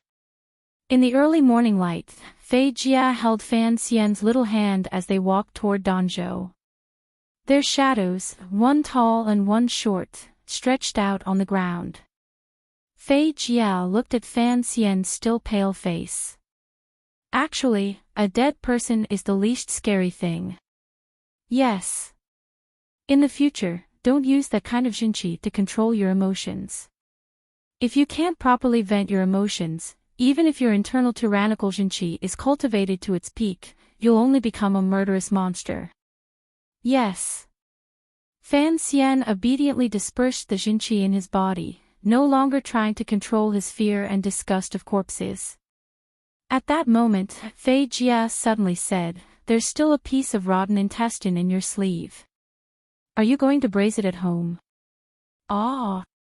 A child's scream and the sinister laughter of a bad teacher came from the quiet countryside. Chapter 10. In the following year, the young Fan Xian began to learn everything he could about poisons from Fei Jia, who had come from the capital. Occasionally, he would leave the city, traverse mountains and ravines in search of botanical poisons such as strychnine and Barbados nuts. He also tasted all sorts of fungi, and suffered from stomach aches countless times. Were it not for the poison grandmaster at his side, he would have long since gone to the underworld. Of course, in order to further his studies, under Fei Jia's guidance, Count Sinan's illegitimate son had already committed numerous murders. Countless white rabbits with short tails and scurrying toads were buried under his delicate hands. That year, Fan Xian was 5 years old. Strangely, after Fei Jia's arrival in Danzhou, Wu Zhu, who lived in the grocery store, no longer deliberately avoided Fan Xian. At least, whenever Fan Xian snuck into the grocery store to drink alcohol that no child could drink, Wu Zhu would always make him a few side dishes to eat. Fan Xian sometimes found it strange. Wu Zhu was his mother's servant, so why didn't he even care that he drank? Fan Xian knew that his mother was no ordinary person, which was why she had such a loyal and powerful servant as Wu Zhu. But Fan Xian wasn't sure if this blind master would always stay by his side to watch over him. Unknowingly, Fan Xian had gradually gotten used to Wu Zhu watching over him from a short distance away. He had gotten used to the black cloth that covered Wu Zhu's eyes appearing from time to time in some corner, such as under a bamboo tree in an alley, next to a tofu stall on the street, and so on. During that year, the jinqi in Fan Xian's body had been progressing slowly, but with abnormal stability. It was nearing a certain threshold, but the tyrannical jinqi that he could accumulate in his sleep had become somewhat unstable, making his emotions faintly restless. He knew that in this still unfamiliar world, there were many unknown dangers. At least in Count Sinan's manor in the capital, there were certainly many problems that he did not understand. And as soon as he woke up, he set a goal for himself: live well, and make progress every day. Because of this great goal, in order to preserve his life, and in order to carry out his 3 great missions in the future, he was very determined to practice. And because he had been unable to move due to his previous life's myasthenia gravis, he was suddenly able to walk freely in this life. This made Fan Xian cherish this ability even more. Every day, he would get up early in the morning to exercise, climbing high and low. He was so diligent that even Fei Jia found it terrifying. It was a pity that he could not find a way to practice magic. He was certainly more industrious than any other child, but he often comforted himself that as a young man of 20, he was certainly more industrious than the little slugs. Actually, no one knew that it wasn't that he could endure hardship. It was just that he had ADHD. After lying in bed for more than 10 years, even the laziest person wouldn't want to lie down again. That night, Mr. Fei Jia sat alone in his room. The light from the oil lamp had not yet dissipated. He leaned against the table, his white hair even darker than it had been when he first came to Danzhou. Now, he was writing on a piece of white paper with a quill. There was a knock on the door. Without turning his head, Fei Jia said quietly, "Come in." Fan Xian pushed the door open and stepped over the high threshold. Rubbing his head, he approached with a chuckle. "What are you writing, teacher?" Fei Jia didn't shy away from him. He casually pushed the paper aside, turned around, and asked, "What is it?" After spending a year with Count Sinan's illegitimate son, for some reason, this Overwatch Council toxicologist, who had terrorized countless officials and thieves, felt a sense of warmth in his heart. Looking at the kid, he was happy. The kid was young, but he could endure hardship, and was willing to study hard. And he didn't have the pretentious aversion to poisons that the rest of the world did. This made Fei Jia feel very comfortable. And most importantly, Fan Xian was smart and sensible. Sometimes, he didn't even seem like a 5-year-old child. "Teacher." Fan Xian moved his butt to the bench with some difficulty. "I really want to know what kind of people my parents were." In fact, this was the 4th time Fan Xian had asked about Count Sinan and his mother's past in a year. But the first few times, Fei Jia had always been non-committal. "Your father was a very remarkable man," Fei Jia said. "Of course, your mother was even more remarkable." His words were useless. The Overwatch Council was a terrifying place in the country, responsible for investigating major cases, as well as major crimes committed by officials. Fei Jia was an early member of the council, and later became the head of the 3rd Bureau. He had always held a high position, and even in the capital, where there were hidden dragons and crouching tigers, he was feared. With a single word from Count Sinan, such a terrifying master of poisons had been banished to the faraway city of Danzhou to teach his illegitimate son. Even an idiot could tell how much power Count Sinan wielded in the capital. But it was unknown whether this power was official, or whether it was hidden in the shadows. As for his mother, who had died on the day he was born, Fan Xian did not know what kind of woman she was, but his intuition told him that she was no ordinary woman. He did not know if it was because they were connected by blood, or for some other reason, but he had always felt that he missed that woman, whose name he did not know, whom he had never met. Fei Jia didn't seem to want to talk about it. "Since the concubine has given birth to a son," he said indifferently, "you can't inherit the count's estate in the future. So what do you plan to do?" Fan Xian smiled sweetly. "Teacher taught me how to use poison, and how to detoxify it. In fact, I've learned a lot about medicine. If I can't do it in the future, I can become a doctor." Fei Jia stroked his long beard. "That's only natural," he said proudly. "Even the imperial physicians of the palace may not be better than me in medicine. As my only student, you are more than qualified to be a doctor in the future." Master and disciple said this, but deep down, they both knew that this was just an extravagant hope. "Teacher," Fan Xian suddenly said, "there seems to be a problem with the Jinqi method I practice. I actually came here tonight to ask for your guidance." Fei Jia believed that no one in the world could surpass him when it came to using poison, but he had never been willing to teach Fan Xian anything else. A person's life is limited, but the methods of killing are limitless. So we should devote our limited life to the pursuit of the most powerful method of killing. And in Fei Jia's eyes, the most powerful method of killing was naturally poison. Now that Fan Xian had the best poison-using teacher, why would he need to practice Jinqi? As for the magic that Fan Xian could never forget, Fei Jia, like most people of Qing, believed it to be of little use in battle. But this was the first time in a year that Fan Xian had taken the initiative to ask a question. Fei Jia couldn't help but feel curious. He stretched out 2 fingers and gently placed them on Fan Xian's pulse. He couldn't help but feel apprehensive. Chapter 11. Fei Jia slowly frowned. Because he believed in the blind man's power, he had never thought that there would be any problems with Fan Xian's Jinqi. But today, when he checked Fan Xian's pulse, he found something unusual. Seeing his obscene teacher's serious face, Fan Xian knew something was wrong. He smiled and asked, "Is there a problem? You're smiling like that. Aren't you afraid of going mad?" Fei Jia glared at him. "Last time, I only knew that the Jinqi you practiced was overbearing, but I didn't expect it to be this overbearing. Fan Xian scratched his head. Overbearing? How overbearing?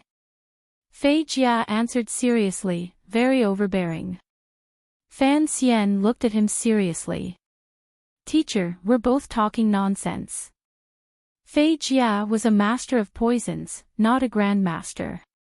Naturally, he couldn't tell what the nameless Jinqi Fan Xian practiced was, but he could clearly feel the danger of the Jinqi in the child's body. After thinking about it for a while, he advised Fan Xian to go find Wu Zhu. Unexpectedly, Fan Xian sighed and said that Wu Zhu had only listened to his mother and given him the book. Even he himself hadn't practiced it, so he wouldn't say anything. Fei Jia was furious. Master Wu is going too far. As his young master, why doesn't he teach you personally? Instead, he makes you learn this dangerous method without the guidance of a good teacher.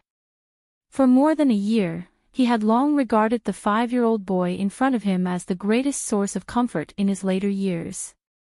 He still hoped that Fan Xian would one day be able to inherit his mantle and carry forward what he had learned. So when he heard of this matter, he began to resent the blind Wu Zhu. Is Uncle Wu Zhu very powerful? Fan Xian asked, squinting like a little fox. Of course. Fei Jia thought about the past. But in this world, not many people know of Sir Wu's existence. Do you know of the 4 grandmasters? Of course Fan Xian knew. In today's world, the 4 martial superpowers worshipped by the common people were the 4 grandmasters. There were 2 in the kingdom of Qin, 1 in the kingdom of northern Qi, and 1 in the city of Dongyi. In the present world, the Qin kingdom, under the leadership of the emperor, had long obtained an overwhelming advantage. Strangely, after the bloodshed and the coup last year, the power of the country had recovered, but the emperor had instead laid down the flags and ceased to expand outward. However, it was natural for the most powerful country to have 2 super powerhouses. That's right, our country currently has 2 great grandmasters. Fei Jia sneered and said, people are stupid and stubborn. They only know how to fight. How would they know that once poison is perfected, they can also become a grandmaster? Fan Xian hurriedly coughed twice to stop his teacher from boasting. If we exclude the most mysterious temple, of the 4 grandmasters, the kingdom of Qin has 2. One of them is the younger brother of the teacher of the current commander of the Jingdou garrison, Yi Luyun of the Flowing Cloud Sands Ho. Fan Xian's eyes widened, thinking that this was a bit long, but the Jingdou garrison was responsible for the safety of the entire capital. It was the most important position in the world. That teacher's brother, Yi Luyun, was probably very strong. There is another expert. I heard that he is in the imperial palace, but no one has seen him. Hey, teacher, we're talking about Uncle Wu Zhu. What's the rush? Fei Jia stared at him. Yi Luyun has fought 17 duels in his life and never lost once. But when your mother first came to the capital, because she beat up Yi Luyun's nephew, who is now the commander of the Jingdou garrison, into a pig's head, Yi Luyun spread the word that he was going to make trouble for your mother. Fan Xian was dumbfounded. His mother, whom he had never met, was also an arrogant character back in the day. Fei Jia chuckled and said, but later, for some reason, Yi Luyun suddenly stopped caring about this matter. Yi Zhong even went to Taiping courtyard to serve tea to your mother and apologize. Ha! No one knows what happened. This matter has always been very mysterious. But it should be that Yi Luyun and Sir Wu Zhu fought under the palace walls. Sir Wu Zhu was your mother's servant, so it was normal for him to stand up for something like this. Fei Jia picked up the cup of tea beside him and took a sip. Who won in the end? Fan Xian's eyes were wide with curiosity. Although he knew that the blind Wu Zhu was a powerful fighter, he did not expect him to have the experience of fighting Yi Luyun, one of the 4 great grandmasters. No one knows the result, but it should have been a draw. Fei Jia frowned and said, I heard that after Yi Luyun returned to his sword pavilion, he trained with a black cloth for half a year. It was after that he abandoned the sword and developed a set of simple, unadorned sanzhou. Only then did he truly become a grandmaster. I think that battle must have inspired him a lot. He propped up his face and thought, 4 great grandmasters? Then 5th Zhu was ranked 5th. Did that mean he was the 5th great grandmaster? Fan Xian's eyes shone like peach blossoms. It turned out that his blind servant was so powerful. In the future, when he ventured into the world, who would he have to be afraid of? Suddenly, he thought of a question. Teacher, didn't you say that these things are all secrets? How did you know? Fei Jia said coldly, I am a high-ranking official of the Overwatch Council. To us, there are no secrets in this world. For some reason, Fan Xian had always been particularly interested in the powerful figures of this world. It was as if he felt that after a decade or so, he would eventually meet those people. So he opened his mouth and asked, Have you met the other 3 great grandmasters? The other master of the kingdom of Qing only exists in legends. According to analysis, he should be in the palace, but no one has actually met him. Fei Jia said, As for the peerless master of the kingdom of northern Qi, it is naturally their imperial advisor, that perverted bald Ku He. Bald. Fan Xian remembered that there was no Buddhism in this world, so naturally there were no monks. He was a monk. I heard that Ku He was an ascetic monk. He once knelt in front of the bluestone steps of the temple for 3 months, drinking only cold food and dew. For some reason, he moved the people in the temple. Just like that, he received the gift of God and became a great grandmaster. Fei Jia cursed. It seemed that he envied the ascetic monk named Ku He. One look and you could tell that the bald man was a liar. Temple. Temple. It is a temple dedicated to the gods. Teacher, you're talking nonsense again. The temple is the most mysterious place in the entire continent. It is said that it is the place where the ancestors worshipped the gods. Unfortunately, other than a few extremely lucky bastards, no one has been able to find out where the temple is. So no one knows what it is like inside. Then perhaps the temple does not exist. Fei Jia hit Fan Xian's little head hard. It is one thing to mess around normally, but how can you be so disrespectful to such a holy and noble place? Fan Xian held his head and looked at his teacher in shock. First, he was shocked that his teacher, who had used poison without blinking an eye, would still maintain respect for the temple. Second, he found that he had easily accepted the 4 great grandmasters and the temple, which seemed to be a bit strange. It seemed that he really had adapted to this world. Chapter 12. Who has proof that the temple really exists? Fan Xian still retained the spirit of a modern person. Fei Jia said proudly, Imperial Advisor Ku He, one of the 4 great grandmasters, was only favored by the temple and became the most powerful warrior in the land. Is that not enough proof? Perhaps Ku He took a lot of stimulants and used the temple as an excuse. Fan Xian pursed his lips. Bah, although I am very jealous of Ku He's luck, he has been worshipping the gods for decades. I admire that. How could he use the temple as an excuse? Besides, what is a stimulant? It's a kind of tonic, like an elixir. It must have been too much, otherwise how could he have lost all his hair? Fan Xian laughed and joked with his teacher. Fei Jia ignored him. The temple and the Tianmai are the same. They are both things that are recorded in ancient books. The most important part of the royal worship is the worship of the temple. However, the temple does not want to interfere with worldly affairs and never enters the world, so the worship is only held in the Temple of Heaven, 3 miles away from the royal palace. The temples of Qing and northern Qi both have the great priests of the temple, but they never get involved in politics or national affairs. Only some ascetic monks are said to be remnants of the temple, and they walk the world to train their bodies and minds. Fan Xian was still smiling, but in his heart, he was thinking, what kind of existence is the temple? If it is a religion, why is there no existence similar to a church in this world?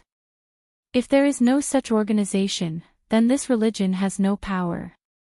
Without power, there is no profit. Without profit, there is no reason for any organization to exist. So he did not believe that the temple was, as Teacher Fei said, just a transcendent existence that is detached from the world. But in his heart, he also thought, if there really is such a miraculous place to worship, and it does not interfere with human life, it seems to be a good thing. Alright, teacher, you have been chatting for a long time, but you still haven't told me what is going on with the Jinqi in my body. Seeing the boy throw a rare tantrum, Fei Jia carefully felt his pulse and then said seriously, as I said earlier, the Jinqi in your body is very powerful. So powerful that, although you have only been training for a short time, the amount of Jinqi in your dantian and meridians far exceeds what your body can hold at your age. Is it that serious? Fan Xian's face was bitter. I have not confirmed it yet. Then you're trying to scare me in advance. I'm not trying to scare you. It's just that right now, you're like a leather bag filled with wine. The bag is only so big, and the wine inside is getting more and more. If you continue to practice like this, I'm worried that your leather bag will burst. Fan Xian had been practicing martial arts for the past few days. Other than the occasional burning pain in his waist, he had not felt anything strange. So when he heard his teacher say this, he could not help but feel a bit reluctant to believe it. He shook his head and said, Teacher, you are calling me a good-for-nothing. I understand what you mean. Try to circulate the genuine qi in your body according to your usual cultivation method. Fei Jia frowned slightly. Fan Xian obeyed and closed his eyes. Naturally, he entered a state of cultivation. The warm mass of qi in his abdomen began to gradually expand. It followed the meridians of his body and slowly spread to his limbs. Fei Jia closed his eyes and placed his fingertips on the little fellow's wrist. After a while, he suddenly frowned and said, Don't hold it back on purpose. You're just a 5-year-old child. Even if the genuine qi is too overbearing, it can't hurt me. It's just that your body is weak now and can't bear it. Oh. Fan Xian had indeed been controlling the strength of the genuine qi in his body, slowly releasing it from his dantian. But now that he heard his teacher's words, he thought that the little bit of genuine qi he had could not hurt this old poisonous creature. If he released too little genuine qi, it would be difficult for his teacher to detect the true symptoms. Thinking this, he closed his eyes. The nameless Jinqi formula slowly rang out in his mind. Do not destroy the shape of the pool of flowers. Let the heavenly spring pour into your body. As he recited the formula, the genuine qi in his body seemed to have received an order. It jumped and happily ran out of his dantian. It followed the meridians of his abdomen to his back and followed a very strange path straight to his wrist. A muffled sound rang out in the study. Fei Jia suddenly opened his eyes and felt his fingers on the child's wrist being flicked by a thick stream of Jinqi. He wasn't prepared and was forcefully flung into the wall. With a muffled sound, he felt a burning sensation in his fingers and a pain in his chest. Unexpectedly, he spat out a mouthful of blood. On the other side, Fan Xian also felt a pain in his chest. He raised his head and saw Fei Jia's wretched appearance. Shocked, he hurriedly ran forward and helped his teacher up. Fei Jia waved his hand, indicating that he was fine.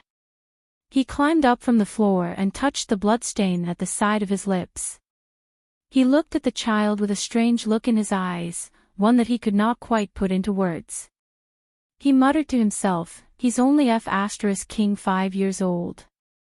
How can his genuine chi be so overbearing? If you continue to train, won't the genuine chi in your body explode in the future? Hearing his teacher curse, Fan Xian was stunned. He had not expected Fei Jia to spit out blood from the sudden disobedience of the genuine chi in his wrist. But after Fei Jia was injured, the first thing he thought of was not his own injury, but his concern for his student's safety. Thinking of this, even Fan Xian, who had always hidden in the shell of a child and sometimes deliberately sealed off his emotions, felt moved. The wooden door opened without any wind, and a black shadow swept in like a black light. Fan Xian was very familiar with this person's scent, so he did not pay much attention to him. He only helped Fei Jia. You two fools. Even at a time like this, the blind Wu Zhu's tone was as cold as ever. He lifted Fan Xian up with one hand and put his finger on the child's neck. After a moment, he said coldly, "You are not injured. You were just too nervous when you saw Fei Jia spit out blood."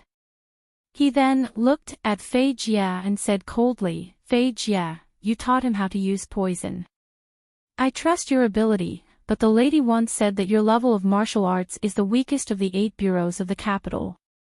Since this is something I left for the young master, it would be best if you did not say anything." In Danzhou City, Fei Jia seemed to be a very unremarkable and somewhat wretched teacher. But in the capital, he was a very powerful figure. Now that he was injured, although he had been careless, Wu Zhu's words made him feel ashamed. Furthermore, he was worried that Fan Xian, who was only 5 years old, would begin to practice such an overbearing method. His face gradually darkened. Chapter 13. Fei Jia's face darkened. Of course I have no right to question the method Master Wu Zhu taught Fan Xian. But I am curious. Why didn't you teach him yourself? After all, he is only 5 years old. Even if he is talented, as his mother's servant, you should be watching from the side in such a dangerous situation. What he said made sense. Since Wu Zhu had left this nameless Xinqi formula next to Fan Xian's swaddling clothes, he had a duty to ensure that Fan Xian would not have any problems practicing it. Fan Xian looked at Wu Zhu awkwardly, but his eyes were fixed on the black cloth that covered Wu Zhu's eyes. Wu Zhu slowly opened his mouth. I didn't leave this for the young master. The young lady left it for him. Mechanical. Fei Jia didn't want to offend this blind man, but now he had to be ruthless. Your cultivation is so high. Just a few words of advice and Fan Xian wouldn't have to practice so dangerously. Wu Zhu paused, then suddenly said, I have never practiced Xinqi. Having said that, he turned and left, leaving the stupefied master and disciple in the room. What did he just say? He said he had never practiced Xinqi, and the 2 words he said seemed to have gone through a lot. Fei Jia looked at Fan Xian, who was pretending to be mature, and he was filled with anger. He couldn't figure out where this 5-year-old kid had learned to say such dry, witty things. It is hard to imagine that someone without internal energy could fight Luyun Sanzhou, one of the 4 great grandmasters, to a draw. Although Yi Luyun was still using a sword at the time, he had not mastered the Sanzhou. Teacher. Fan Xian asked respectfully, can a person without internal Xinqi be as powerful as Uncle Wu Zhu? Fei Jia frowned and thought for a moment. Only if his every movement was terrifyingly precise could he use the iron rod in his hand and stab it into his opponent's vitals before they could react. Fan Xian remembered the night when he had first arrived in this world. The blind young man had carried him on his back and held a dripping iron rod in his hand. However, this kind of speed and power shouldn't be something a human can achieve. Fei Jia shook his head and suddenly coughed twice. He hurriedly sat down at the desk and looked at Fan Xian seriously. Kid, if you don't have to practice this martial art, it's best if you don't. With what I've taught you, I can guarantee that in the future, only others will be afraid of you. I will think about it, teacher, Fan Xian replied maturely. Fei Jia thought for a moment, then went to the bedside and fetched a small medicine pouch. He handed it to Fan Xian. Take it. This medicine is very expensive. If in the future your training goes awry, remember to take one, and drink it with plenty of water. Fan Xian held the pouch in his hand. He knew that this medicine must be very precious. He nodded. Thank you for the medicine, master. Fei Jia smiled and looked at the child in front of him who was like a little adult. He suddenly said, Is it strange? I was clearly forced by your father to come to Danzhou to teach you. Why am I still so good to you now? Fan Xian did not open his mouth to speak. He only looked at him with a grateful expression. Fei Jia smiled and shook his head. He patted Fan Xian's head. Perhaps I'm getting old. To be able to teach such a clever student like you is something to be happy about. For now, don't think about the Count's manor in the capital, Fei Jia said seriously. Although you are still young, I hope you remember what I'm about to say. Seeing that his teacher was being serious, Fan Xian quickly stood up and listened. The affairs of your family are far more complicated than you can imagine. It involves not only your own survival, but also the lives of many others. So you must be careful. In the years before you grow up, you must learn to protect yourself.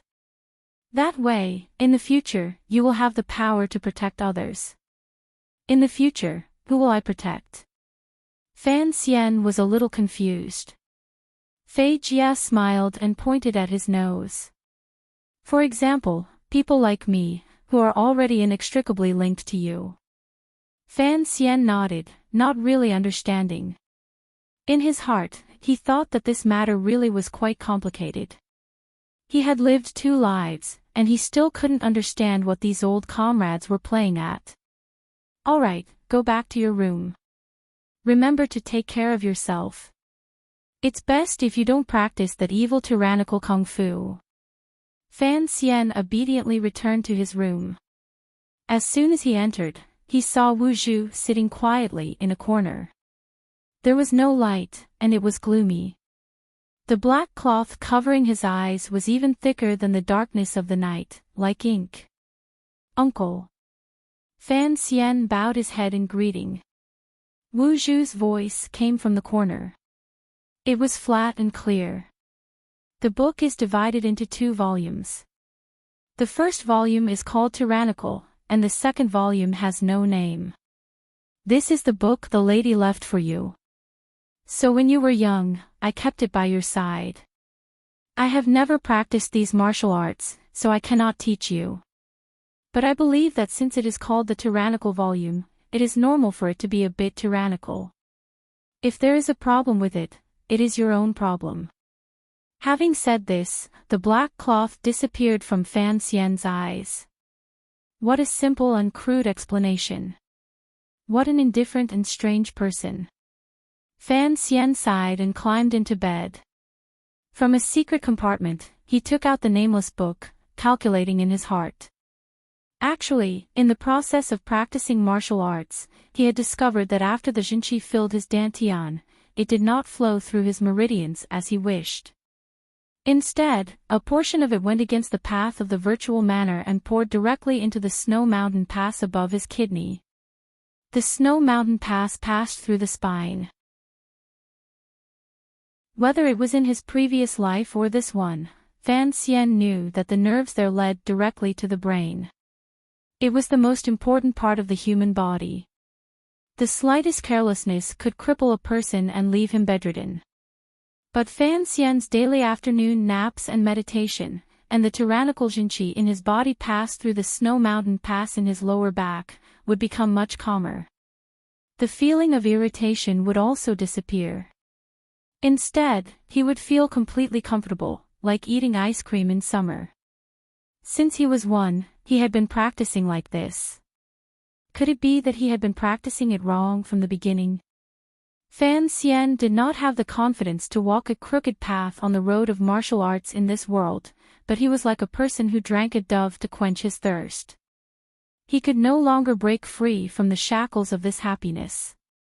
If he stopped practicing now, the tyrannical Jinqi in his body would one day break through his stinky skin. The blind Wu Zhu said that if he could not practice it, it was Fan Xian's own problem. But now Fan Xian was thinking, to practice or not to practice, that was the real question. Chapter 14. Early in the morning, birds chirped in the garden. The maids and servants in the mansion finished cleaning and began to prepare breakfast. Now that Count Sinan's daughter, Fan Ruoruo, had returned to the capital, there was only one master and a half left in the manor. After everything was done, the head maid, Donger, went to wake Fan Xian up. She was shocked to see Fan Xian, thinking that he was seriously ill. She hurriedly went to fetch a doctor, but when the doctor arrived, he took his pulse and said that there was nothing wrong with him. It was just that he had eaten something recently that made him a little hot. He wrote a few prescriptions for him to recuperate, then took the money and left. Ever since Fei Jia had arrived at the Count's manor, the teacher, who had been a fan of ancient literature, had quietly left. As the morning breeze blew in, Fei Jia looked at the little boy in front of him, who had 2 dark circles under his eyes. He laughed shrilly. People say that young people are like the rising sun, ignorant of the sorrows of the world. What have you been up to? You can't even sleep well, and you even have to call a doctor. Fan Xian had thought about it all night, but he still hadn't decided whether or not he should cultivate the Jinqi in his body. Although his nature was to practice this nameless martial art as a form of entertainment, when it came to matters of life and death, he naturally had to be careful. Having slept too little, he was already in a trance. When he heard Teacher Fei say that he didn't know the sorrows of the world, he unconsciously groaned. Young people don't know the sorrows of the world, and love to go up. Love to go up, and for the sake of new words, talk about sorrows. Now that he knows the sorrows of the world, he stops talking. He stops talking, only to realize that it's a cool autumn day. The study was suddenly quiet, and not a sound could be heard for a long time. Fan Xian pushed his sleepy eyelids open and yawned. Teacher, I slept too late last night. Don't be angry. Fei Jia looked at him and unconsciously reached out to stroke his beard. Unexpectedly, he was still holding the quill in his hand, and when it struck his chin, the pain woke him up. Just now, those words, who wrote them, he asked. Poor old Xian. Fan Xian didn't even think about it and directly said Xian Qiji's name. Only now did he realize what kind of mistake he had made.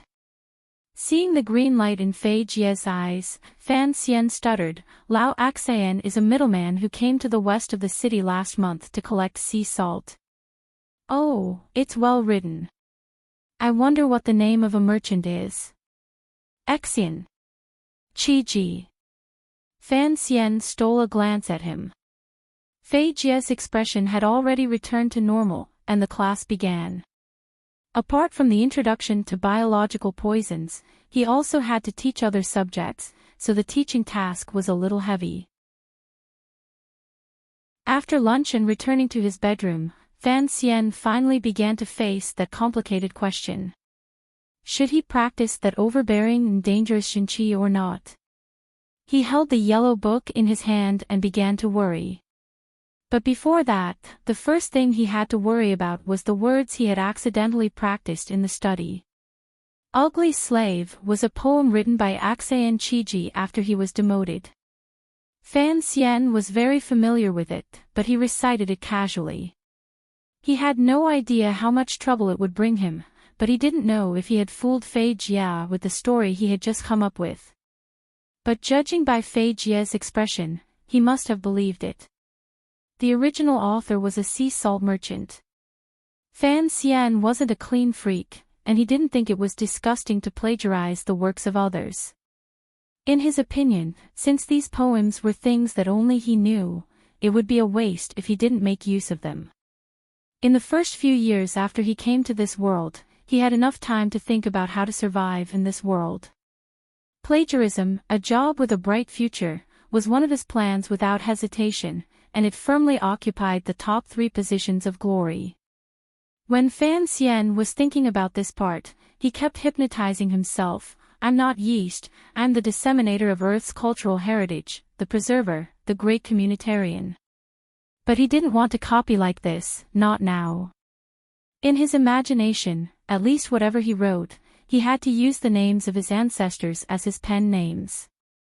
Just like today in the study. If a 5-year-old child wanted to copy, he should copy Luo Binwang's white feather floats on green water, goose goose, goose, goose. That was so cheerful, in line with the child prodigy in his plan. And at such a young age, if he were to casually hum, what's left to say? What a cool autumn day. That kind of phrase would no longer be a child prodigy, but a heavenly mountain maiden. He looked young on the outside, but inside, there were 365 cracks. Each crack had the 4 words spring, summer, autumn, and winter written on it. As Fan Xian thought about these trivial matters, he followed his biological clock, which had been as stable as a mountain, and fell into a deep sleep.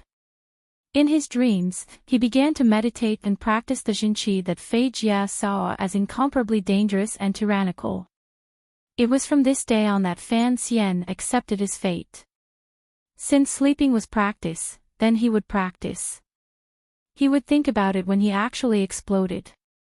While Fan Xian was taking his afternoon nap, Fei Jia was in his room writing the letter he hadn't finished the night before. There were a few lines of dried handwriting on the paper, probably left over from last night. This child is more beautiful than others, more courageous than others, more intelligent than others, more determined than others, and more mature than others. If all the 5-year-old boys in the kingdom of Qing were to stand together, he would certainly hide at the back of the crowd, but he would also be the fastest to be discovered. Judging from this year's interaction, he is the most suitable person to inherit Master's family property. It's a pity that his identity is the biggest problem. The writing ended here. It was at this point that Fan Xian began to ask him about Jinqi. Fei Jia sighed and thought of the lines he had heard Fan Xian recite in the study that morning. He composed himself and continued to write on the paper. I want to say something, but don't stop. It's a cool autumn day. In recent years, ancient literature has been declining, and modern literature has taken over. It's hard to believe that this came from the mouth of a 5-year-old boy, and it's hard to believe that it was written by a merchant. Furthermore, when the young master replied, there was a hint of panic in his eyes. This is something I have rarely seen in our year of interaction. The biggest problem is that I have been with him every day, and I don't even know when Xian Qiji secretly met with him.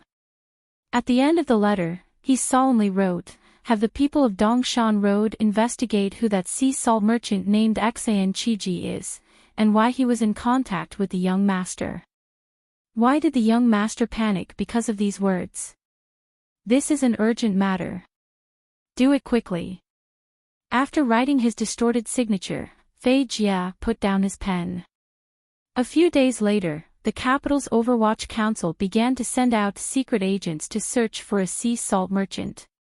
In the end, they found a number of illegal salt traffickers and toppled a number of high-ranking officials in the eastern part of the kingdom of Qing. The results were remarkable, but they still couldn't find the merchant named Xian. According to the rumors in the capital, Director Qin of the Overwatch Council, who was feared by the entire world, was furious because of this matter. The entire council was fined for 3 months, and the secret agents searched all over the world. God bless this world, with a pitiful man named Xian Qiji. Chapter 15. Another autumn came, and chrysanthemums floated all over the mountain. Fei Jia's teaching career in Danzhou was supposed to end in the summer, but Mr. Fei liked the air and sea breeze of Danzhou. He liked the food at Count Sinan's estate, and he really liked the child he was teaching. So he dragged it on for a few more months. A few months later, Sir Fei, who was adept at poisoning people to death, and who was naturally adept at making the elderly live longer, rubbed his belly, which was growing rounder by the day. He regretfully received a letter from the capital, and reluctantly took his leave from Count Sinan's old mother. The countess knew that the teacher before her had been sent by someone from the capital. She comforted him, but did not try to keep him. She gave him a thick red envelope, thanked him, and left. On the road west of Danzhou Harbor, teacher and student were having a conversation before they parted. "Why do you not listen to me when I tell you not to practice that explosive jinqi?" "Teacher, at least for now, I don't see any major problems." "If there are no problems, then last night when you went to the kitchen to steal some wine, why did you break the entire urn?" "It was an accident," Fan Xian answered, distressed. Over the past few months, the jinqi in his body had become more and more violent, and this kind of thing happened often. It had caused little Fan Xian to not tell ghost stories in bed with the serving girls for many days, because he was afraid that when everyone was huddled together, he would make an unforgivable mistake and ruin the flower. When you learn how to use poison, you learn the most powerful killing method in the world. Why do you still need to learn that? Because using poison can easily hurt innocent people. Fei Jia suddenly stared into the boy's eyes. "Are you sure you're not even 6 years old this year?" Fan Xian looked at his teacher innocently. "It's not my fault that I'm precocious." Fei Jia exhaled and spat. It was not easy for him to spend so much time with this little freak without losing his mind. It was time to part. Fei Jia stroked the little fellow's head and turned his head to look at Danzhou behind him. The harbor was displaying its beauty against the backdrop of the blue sea and blue sky. "If you really want to come to the capital in the future, to become a doctor, remember to look for me." "Yes." Fan Xian bowed respectfully.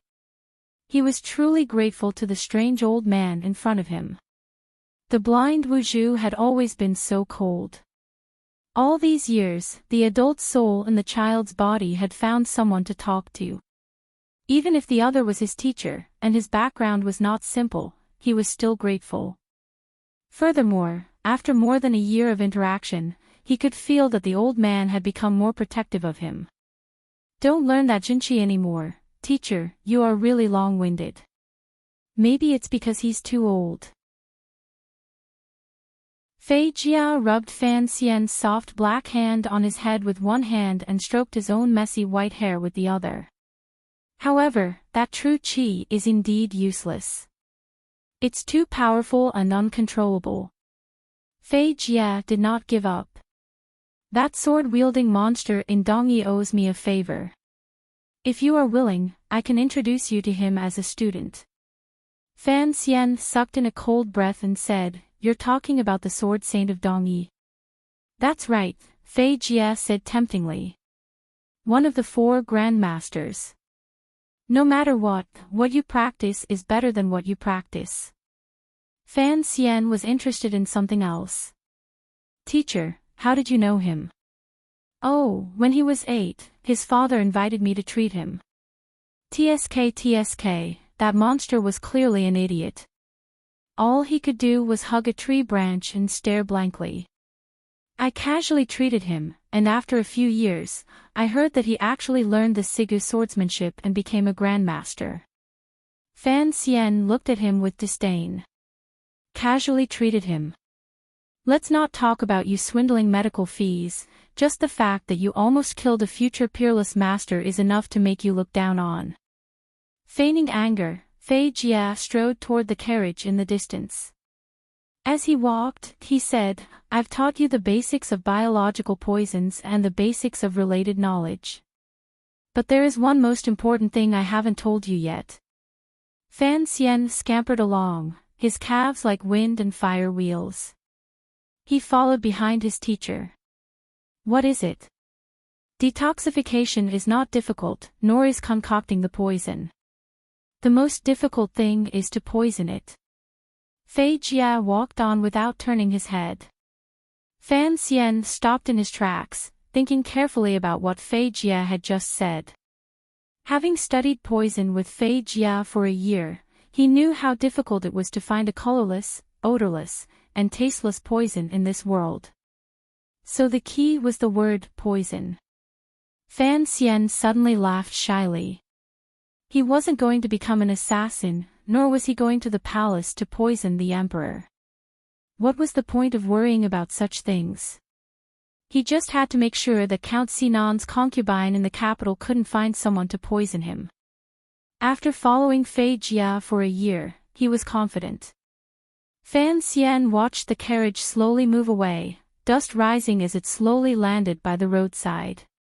He bowed to the carriage on the road. He knew that the perverted old man in the carriage must have been very reluctant to come to Danzhou. But over the past year, Fan Xian had followed him everywhere to dig up corpses and cut frog legs.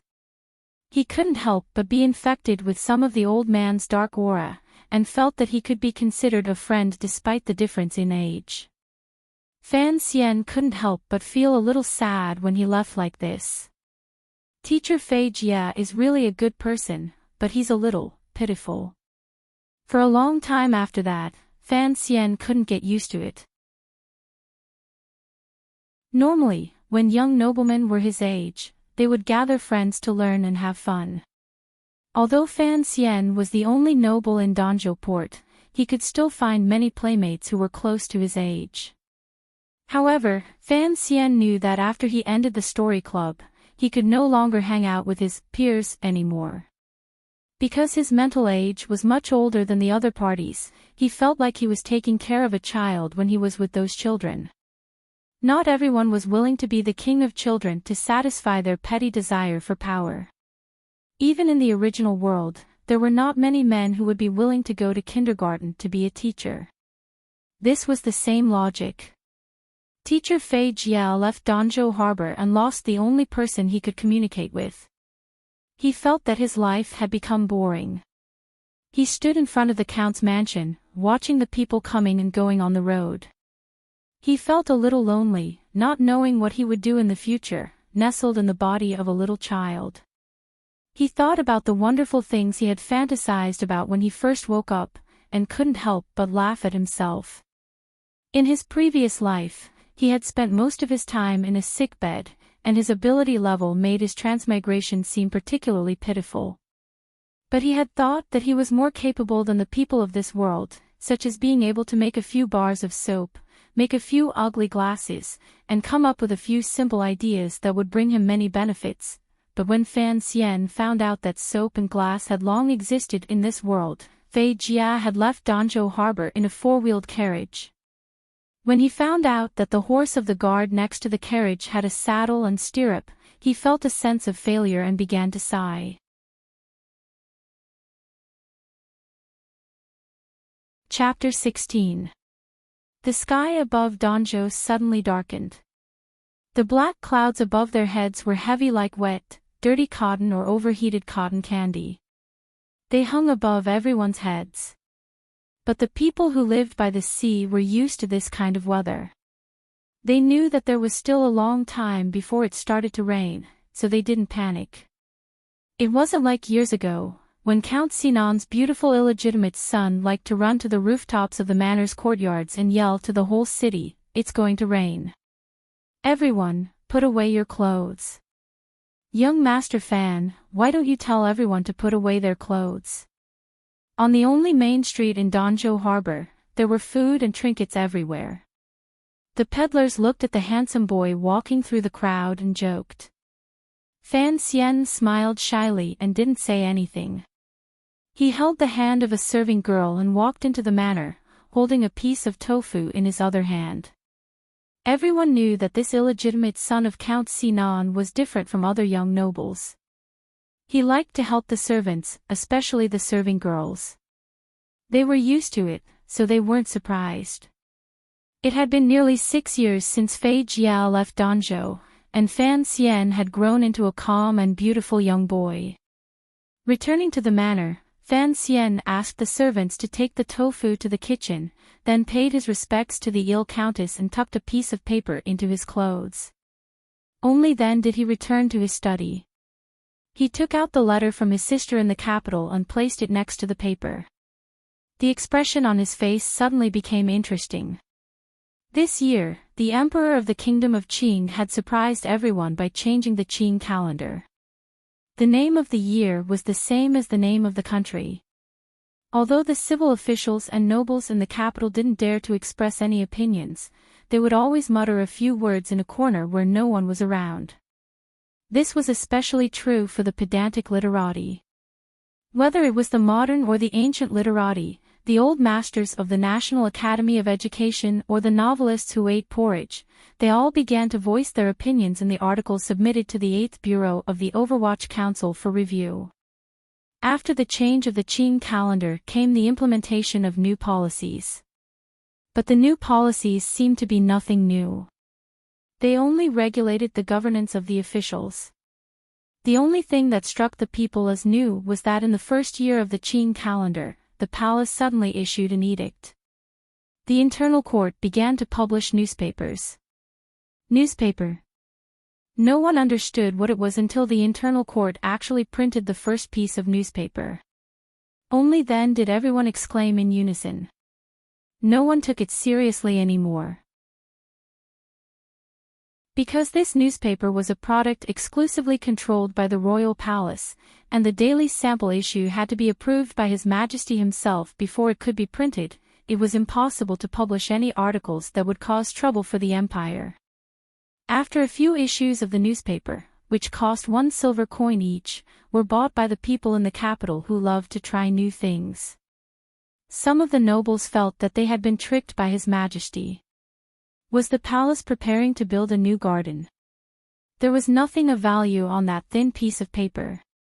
It only wrote about various places of interest and biographies of people from the previous dynasty. On the side that took up the largest space, there were flower-like borders printed around it. They recorded the private lives of many officials in Jingdou, such as how the head of the military council was brutally beaten by his fierce wife, why the commander of the Jingdou garrison was missing a front tooth, and so on. There was also some gossip involving neighboring northern Qi and Dongyi, but the officials of the Qing kingdom only paid attention to their own matters. In the beginning, they could laugh and laugh. Later, when it was their turn, they knew the taste of losing face. They had wanted to make trouble for the newspaper, but the emperor was behind them, so they could only reluctantly give up. The newspaper had a small print run. There were only 2 copies in all of Danzhou. One of them was for the count's estate. When Fan Xian stole the newspaper that the servants were talking about from his grandmother's room and hurriedly scanned it, he was unable to control the expression on his face. He opened his mouth wide and wished he could stuff his fist into it. What era was this?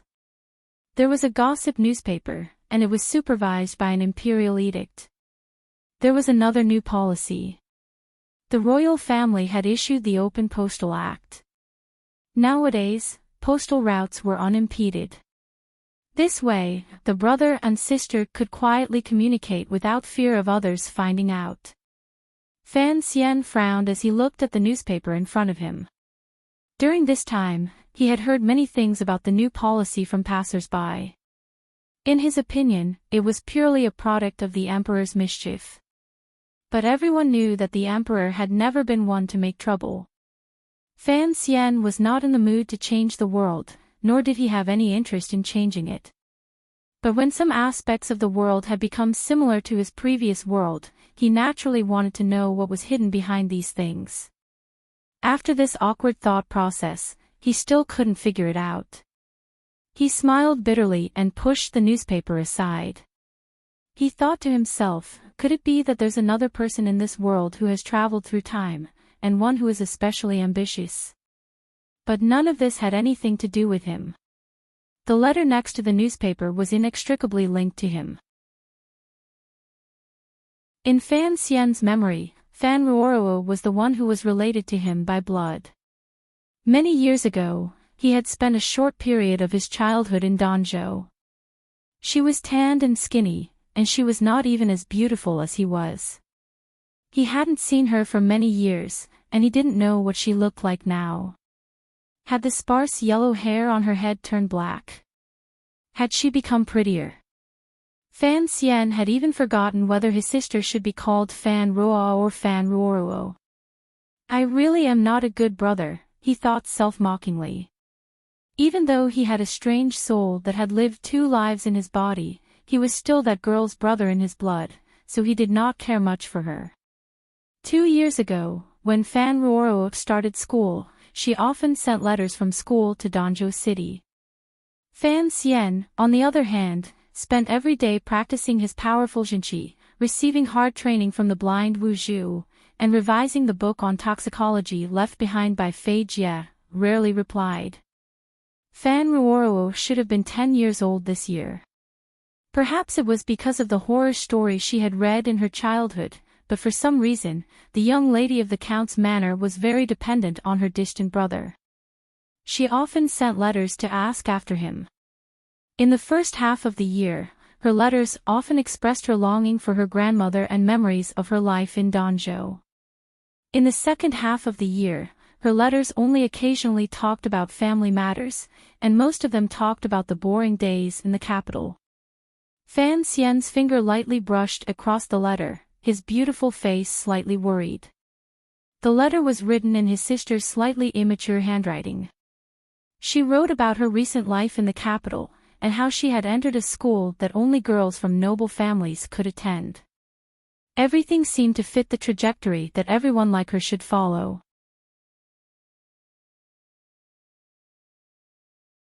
Chapter 17. But between the lines of the letter, there was always a hint of worry that did not match Fan Ruoruo's age. Thinking about it, the concubine who had given birth to a son had become more and more arrogant after the death of the First Lady. The little girl was alone in the capital, and Count Sinan was busy with official business. Perhaps there were some problems with her life. Fan Xian picked up his brush and dipped it in ink. After a moment's thought, he began to write. In the letter, he was very vague. He wanted his sister to spend more time with Count Sinan, and to appear weak and lovely in front of their father. She should never complain, but she should occasionally show her hidden bitterness. The second step was to show off her strength in front of the concubine and her arrogant younger brother. As the saying goes, a kind person can be bullied. If you don't want to be bullied, you have to at least show that you have the will to resist. The third step was to treat the servants in the family better, especially Count Sinan's aides. She had to look at the uncle with pure, innocent eyes, and look at him with idle admiration. After that, she had to offend the current mistress of the capital, suffer a little, and then find a way to let the master know. Any man would have an inexplicable desire to protect someone, especially his own daughter. He believed that under the influence of his surroundings, Count Sinan would remember that his dead wife had left him a daughter. But this kind of family strategy needed to be mastered. Fan Xian casually gave a few pointers, thinking that if Ruoruo was smart enough, she would understand what he meant. But he didn't know if these tricks, which he had learned from the romance novels of his previous life, would be useful. He waited anxiously for a reply, afraid that his blind suggestions would bring trouble to the 11-year-old girl. After 2 months, Fan Ruoruo's reply came. He didn't know if it was because of these tricks, or if there was no such thing as a stepmother abusing her daughter in the capital, but Fan Xian could clearly see that his sister was very happy. But in the letter, Fan Ruoruo asked, puzzled, why should he treat the servants in the family better? Only then did Fan Xian realize that in such a stratified society, not everyone saw the relationship between people the way he did. So he wrote another letter, and told a few short stories to show that respect was not only good for others, but good for oneself as well. Originally, Fan Xian had wanted to copy a few stories from the Decameron from his memory and send them to the capital. He remembered that when he was reading textbooks in his previous life, the authoritative critics had always praised Boccaccio for praising love and advocating social equality and equality between men and women. But after a moment's thought, Fan Xian felt a lingering fear. He remembered that the Decameron contained quite a few dirty jokes. This was a small interlude in Fan Xian's life, but it gave him some sort of spiritual sustenance. It seemed that whether the little girl in the capital was doing well or not had become an indicator of his happiness index. Although Fan Ruoruo, who was far away in the capital, was young, she could feel from these letters that her brother, who was far away in Danzhou, was different from other children. This pair of brother and sister, whose mental ages differed greatly, continued to write to each other. It was clear that Fan Xian had influenced Ruoruo quite a bit. The way she spoke in her letters was much more mature than the average young girl, and her view of the world had begun to change slightly. There were kites in spring, fish in summer, blue birds in autumn, and geese in winter. Letters came and went, and the days passed just like that. Every time Fan Xian wrote to Ruoruo, he would smile bitterly and shake his head. His arm had not been well for the past few years. It was either swollen or painful, as if it was being pricked by needles. Sometimes he could not lift his right hand, so he had to write with his left. When Ruoruo, who was in the capital, received the letters, she would marvel at her brother's carefulness, changing his handwriting from one letter to the next. All of this stemmed from that night 6 years ago. After Elder Fei left, little Fan Xian was lonely. One night, he snuck out of the dog hole and arrived outside the strange grocery store that was often closed. He found the back door, took out the key from the thick grass at the bottom of the stone steps, and opened the door. The grocery store was pitch black until Fan Xian arrived at the back door, where a weak oil lamp was lit. Little Fan Xian sniffed, and easily found the millet wine that Wu Zhu had prepared for him. He smiled sweetly, picked up a bowl, and began to drink. Wu Zhu did not drink, and Fan Xian had never even seen him eat, so he was used to it. However, this scene inevitably looked a little absurd. A 6-year-old boy was actually drinking like a heroic ranger in the world. No matter who saw it, they would think that their eyes were playing tricks on them. But Wu Zhu allowed Fan Xian to drink as he pleased, never showing any intention of stopping him. He even began to prepare a few cold dishes for Fan Xian to accompany his drink. Although he was drinking millet wine, drinking too much would still make him feel a little dizzy. Fan Xian squinted his cute little eyes and looked at the expressionless blind man, who seemed to never grow old. "Uncle, why haven't you changed after all these years? It's like you don't age." He then answered his own question. "It seems that the best of the best can stay young forever, but you've never practiced Nigong, have you? Uncle, how many people are there in this world who are truly powerful? How are they ranked?" "9th level. Why is it 9 again?" The drunk little boy did not notice the loophole in his own words. "What level are you?" "No level." "What level is that idiot who practiced the Sigu sword in Dongyi?" "No level either." "What level is Yi Luyun, the uncle of so-and-so in the capital?" "Still no level." Actually, Fan Xian was answering his own questions. In the end, he laughed and said, "That won't do. I'm going to train to no level too." The blind Wu Zhu's hands were slowly and firmly cutting the radish. His knife was fast, but the blade would retract as soon as it touched the wooden board. His precision was terrifying, and the radish that was cut out looked as if it had been measured with a tool. There was not the slightest difference, and the crystal-clear pieces of radish lay on the chopping board. It was a beautiful sight. Wu Zhu raised his head, hesitated for a moment, then walked to Fan Xian's side and put the kitchen knife in his hand.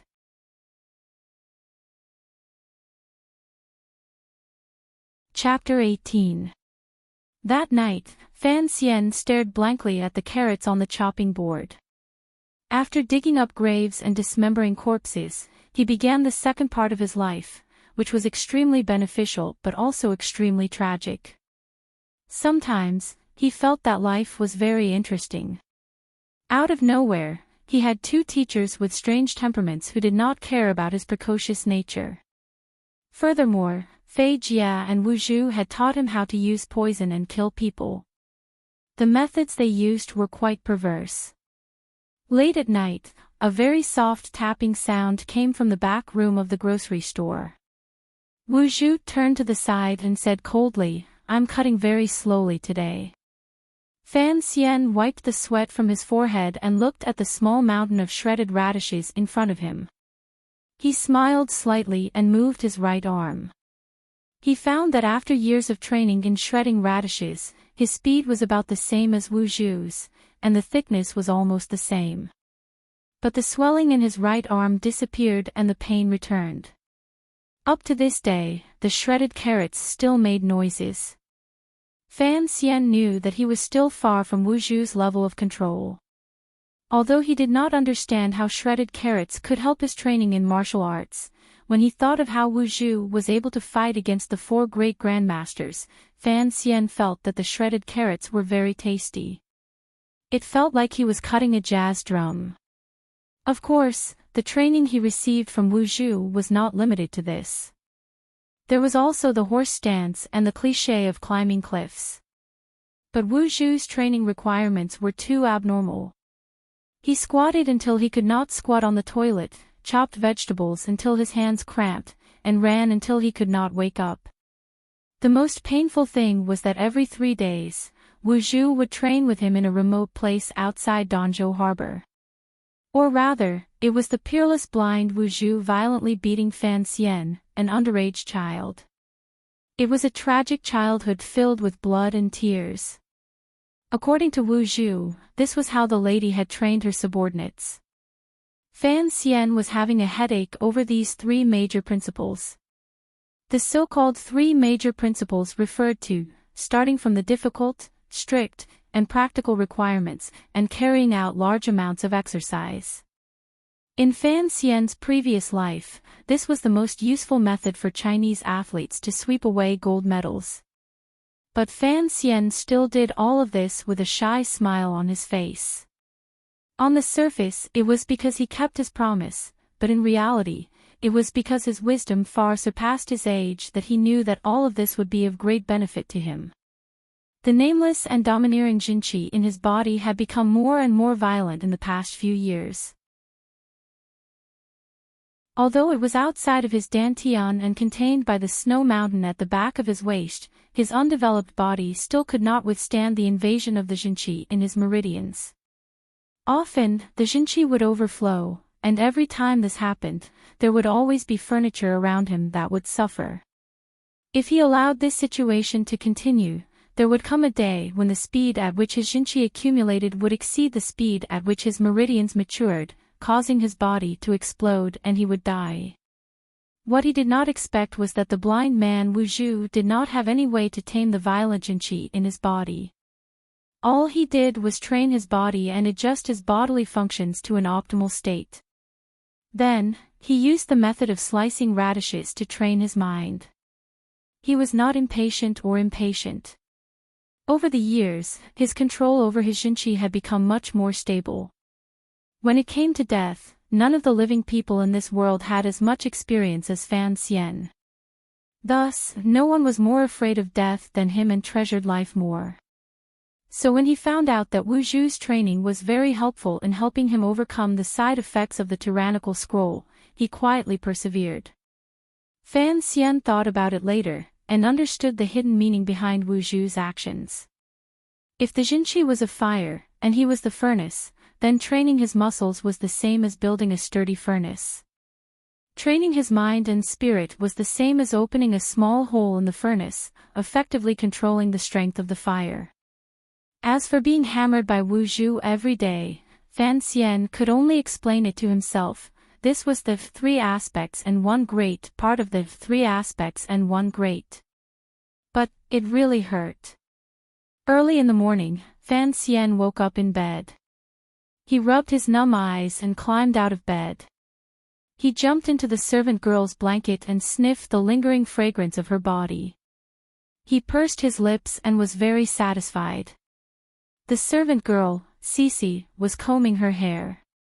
Noticing that he had woken up, she smiled and walked over to her bed. She pulled out the boy, who was twisting her blanket like an octopus.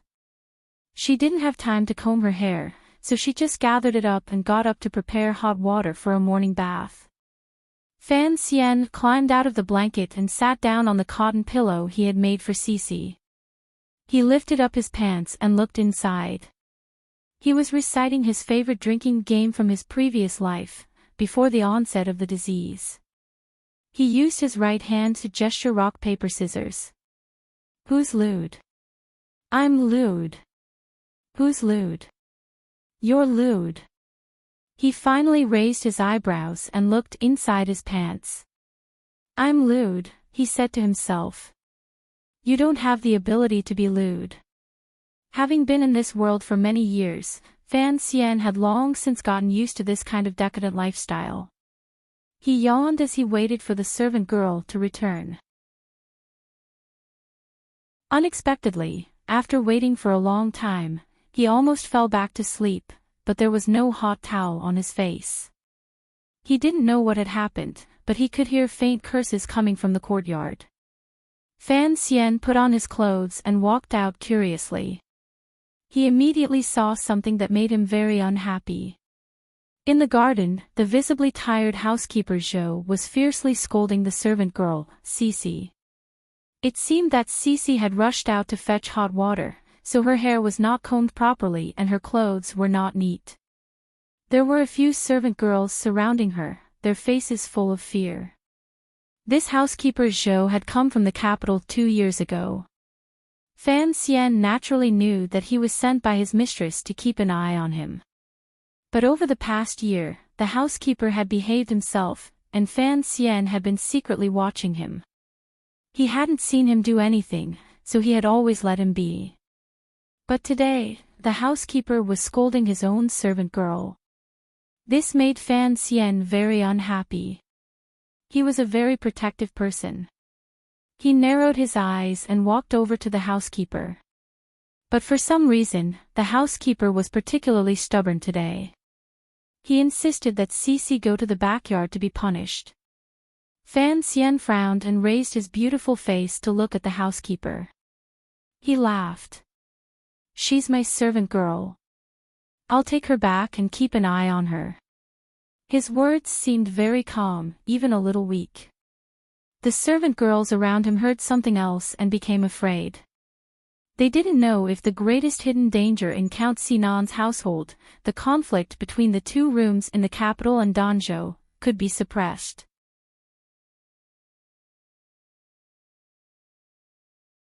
Chapter 19. For some reason, housekeeper Zhou seemed a little arrogant today. With a fake smile, he said, "Young Master, the Countess says I can still manage the affairs of the manor." Housekeeper Zhou had deliberately lengthened the way he addressed Fan Xian, and the disrespect in his tone was obvious. Fan Xian smiled at the contempt in the housekeeper's eyes. Although he had never felt sorry for himself because of his status as an illegitimate child, it was rare to see someone look at him like this, and he couldn't help but feel a little uncomfortable. Seeing that things were not going well, a clever servant girl sneaked away to find the Countess. The other maids and servants were watching the scene nervously. Although there were 2 branches, everyone knew that young Master Fan Xian's status was not very honorable. Moreover, the Danzhou Manor's resources had all come from the capital, from the hands of the second wife. It was because of this that the second wife's trusted aide, housekeeper Zhou, dared to be so disrespectful to the young master. After all, in everyone's minds, the heir to Count Sinan's vast family fortune could only be the young master of the capital, not the adorable 12-year-old before them.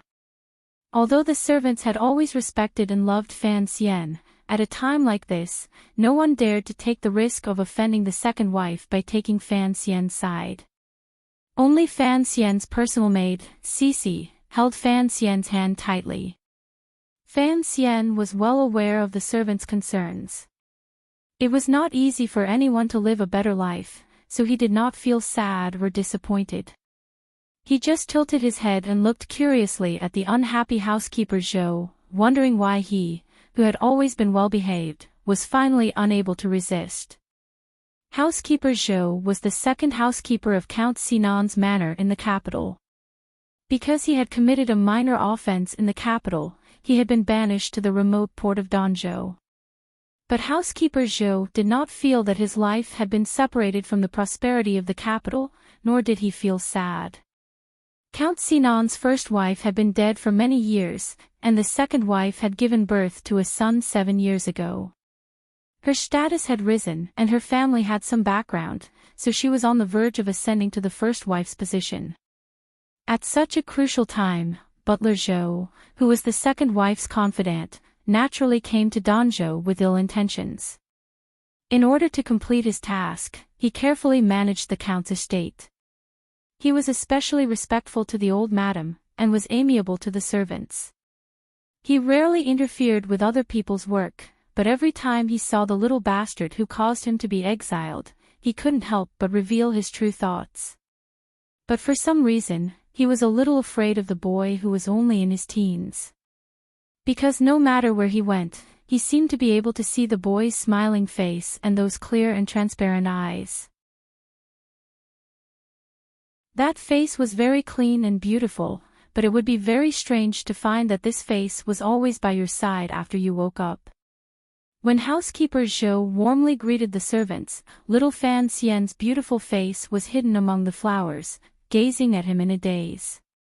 When housekeeper Zhou furrowed his brows and carefully examined the accounts, little Fan Xian's clean face rested on the windowsill of the accounting room, gazing at him innocently. When housekeeper Zhou respectfully reported to the old madam, little Fan Xian's cute face gently leaned against the old madam's side, gazing at him with endless curiosity. A few months passed like this, and housekeeper Zhou felt that he was going crazy. Regardless of whether he opened or closed his eyes, he could see that clean, cute, and harmless little face. It was like the face of a ghost floating in the white fog. If it wasn't a ghost's face, how could it be so beautiful, and so focused on him? Housekeeper Zhou was almost unable to bear the mental pressure, and even began to feel suspicious. Did the little boy know that he was here to deal with him? But housekeeper Zhou immediately thought, this bastard is so young, how could he know about the treachery of the adult world? But, why does he always look at me? Why? Just like in this situation, my words should have made this little bastard feel humiliated, so why can he still smile? Housekeeper Zhou laughed coldly, thinking that the matter in Danzhou was about to end, so why should I be angry at this little bastard? Fan Xian didn't know that his unscrupulous observation of the housekeeper would bring him so much mental pressure. Of course, even if he had known, he wouldn't have felt any more apologetic. He was just curious about what that concubine in the capital would do to deal with him. But seeing housekeeper Zhou use the excuse of teaching his servant girl a lesson to embarrass him, Fan Xian's mood had already begun to become gloomy. After hearing the words, young master, the smile on his face began to slowly fade. I heard that a few years ago, young master, you chased a servant girl out of the manor. That was too willful. Housekeeper Zhou didn't seem to see the young man's expression change, and continued to speak with a trace of disdain on his face. From now on, young master is still young, so don't worry too much about the affairs of the manor. Fan Xian smiled. Are you warning me to behave? Housekeeper Zhou said he didn't dare, but his tone was arrogant. How could I dare? It's just that before I came, the second mistress said that young master is still young, and that I should look after him. Aren't you afraid that I'll put on my airs as a young master and slap you in the face? Fan Xian asked curiously. Housekeeper Zhou laughed and stroked the thin beard under his chin. Although young master, this one lost his mother when he was young, and has few people to discipline him, but everyone knows that, he has been well educated since he was young. How could he treat his servants so harshly? He looked at the handsome young man in front of him, and laughed to himself. A child like this actually wants to put on airs in front of me. Oh. At that moment, Fan Xian seemed to remember that he was an illegitimate child. He came to his senses and turned to leave. Although the servant girls were secretly feeling indignant for the young master, seeing that there was no conflict, they also felt relieved for Fan Xian. Holding Fan Xian's hand, Cici's eyes began to moisten. She thought that the young master was really pitiful, but she was afraid that he would be angry. She stole a glance at Fan Xian out of the corner of her eye and saw that his eyes were full of serenity. Fan Xian took Cici's hand and entered the house. He moved 2 stools to the door and let Cici sit on one, while he moved the other to the garden. The servant girls had not yet dispersed, and housekeeper Zhou was still reminiscing about his heroism. Fan Xian placed the stool in front of housekeeper Zhou. The people around him thought it was strange, and housekeeper Zhou didn't understand. Just as he was about to ask, Fan Xian had already stepped on the stool and stood on it. At that time, Fan Xian was only 12 years old, and he wasn't very tall. With the stool, he was only about as tall as housekeeper Zhou. Everyone was puzzled. They didn't know what he was doing on the stool. At that moment, they saw Fan Xian raise his right hand to his mouth and blow out 2 hot breaths, then raise it high. "What are you doing?" This sentence was still in housekeeper Zhou's mouth, but he didn't have time to spit it out. Fan Xian's little hand had already swung back and slapped forward. Slap! A crisp sound rang out. Housekeeper Zhou was slapped to the ground. A bright red handprint appeared on his face, and a trickle of blood seeped from the corner of his mouth. He was completely stunned. He had never imagined that this child would be so strong, and this child actually dared to hit him. Little Fan Xian jumped down from the stool and rubbed his wrists. He took a handkerchief from a servant girl and wiped his hands. Looking at housekeeper Zhou, who was on the ground covering his face and moaning, Fan Xian said softly, "Even a well-educated person can hit someone. Although I don't mistreat servants, I'm happy to show you what it means to be a spoiled brat."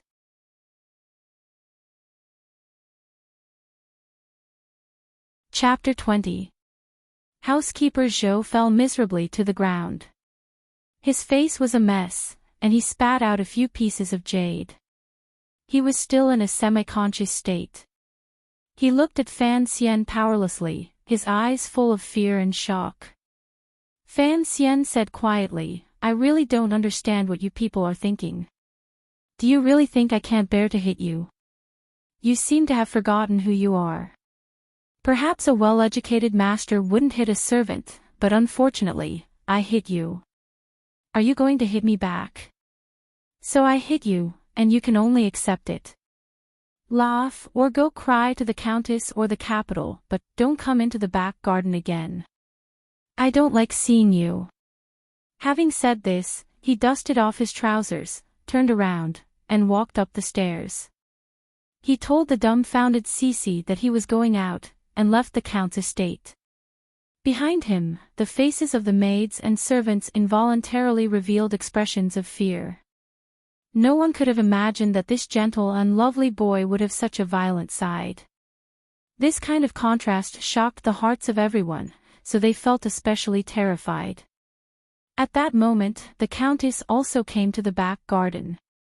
Seeing the housekeeper lying on the ground in pain, she thought of the child, and couldn't help but smile meaningfully. Last year, he had chased the head servant out of the manor. Today, he had slapped housekeeper Zhou so hard that he didn't know what was going on. The 12-year-old Fan Xian had finally succeeded in establishing some of his authority in the count's estate. 10 miles west of Danzhou Harbor was a treacherous area with dense reefs. The sea breeze blew the blue water in that direction and smashed it into the hard rocks, kicking up a large cloud of snow. On the east side, there was a narrow path that flickered in and out of the strange rocks. Fan Xian walked over from that path and turned his body so that his back was facing the ocean. Hearing the deafening sound behind him, he raised his head to look. In front of him was a precipitous cliff. This mountain peak by the sea was born out of thin air, formed by nature. Behind the mountain was a primeval forest and swamp that stretched for hundreds of miles. It was impossible to take a detour to reach the peak. If they wanted to reach the peak, they had to climb up the cliff. Fan Xian glanced at the surface of the cliff and furrowed his brows slightly. In his mind, he immediately found the path he often climbed. However, the wind by the sea had been strong these days. Some of the rocks that had protruded out of the cliff had become loose. If he was going to climb it today, he had to be careful. The waves behind them crashed against the black rocks, but they could not pass through the stone's merciless and cold barrier. They only sent some seawater to the shallows, making the sand here much more humid than in other places. His feet were in the gravel, and the edges of his shoes were wet, making his feet uncomfortable. He took off his shoes and placed them in a clean hole at the bottom of the cliff. He found some dry sand and rubbed it on his palms, then began to adjust the jinqi in his body. Once he was ready, he placed his right hand firmly on an inconspicuous protrusion on the cliff. Exerting a bit of force, his entire body floated into the air and climbed up lightly. He climbed very quickly, his entire body sticking close to the cliff's surface. He looked like some strange animal that was good at climbing. Every time he stretched out his hand, landed his foot, and exerted force, it seemed very gentle and free. He did not feel that he was using a lot of force. In a short while, he was almost at the top of the cliff. The sea wind around him swirled around him, blowing away the heat and sweat from his body. It made him feel very comfortable. Brother Jing probably didn't climb as fast as I did, but the blind man at the top is much more ruthless than Ma Yu. As Fan Xian climbed, he thought about what had happened in the manor's garden. He felt that things were a bit strange. The second madam's trusted housekeeper had been well behaved for over a year. Why did he make a mistake today and give Fan Xian an opportunity? The sea breeze carried moisture, so the exposed rocks were somewhat slippery. Fan Xian saw that he was about to reach the peak, and his state of mind relaxed. He was also thinking about the matters of his family, so his mind wandered for a moment. His right hand slipped, and he almost fell. It seemed dangerous, but Fan Xian did not panic.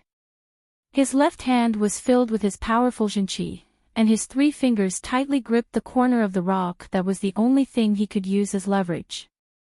His slightly trembling fingers seemed to be deeply embedded in the rock, and could not escape. A wooden stick stretched down from the top of his head, indicating that he should grab it. Fan Xian seemed to want to escape from the stick. Without looking, he swung his body back and pushed off the cliff's surface with the tip of his foot.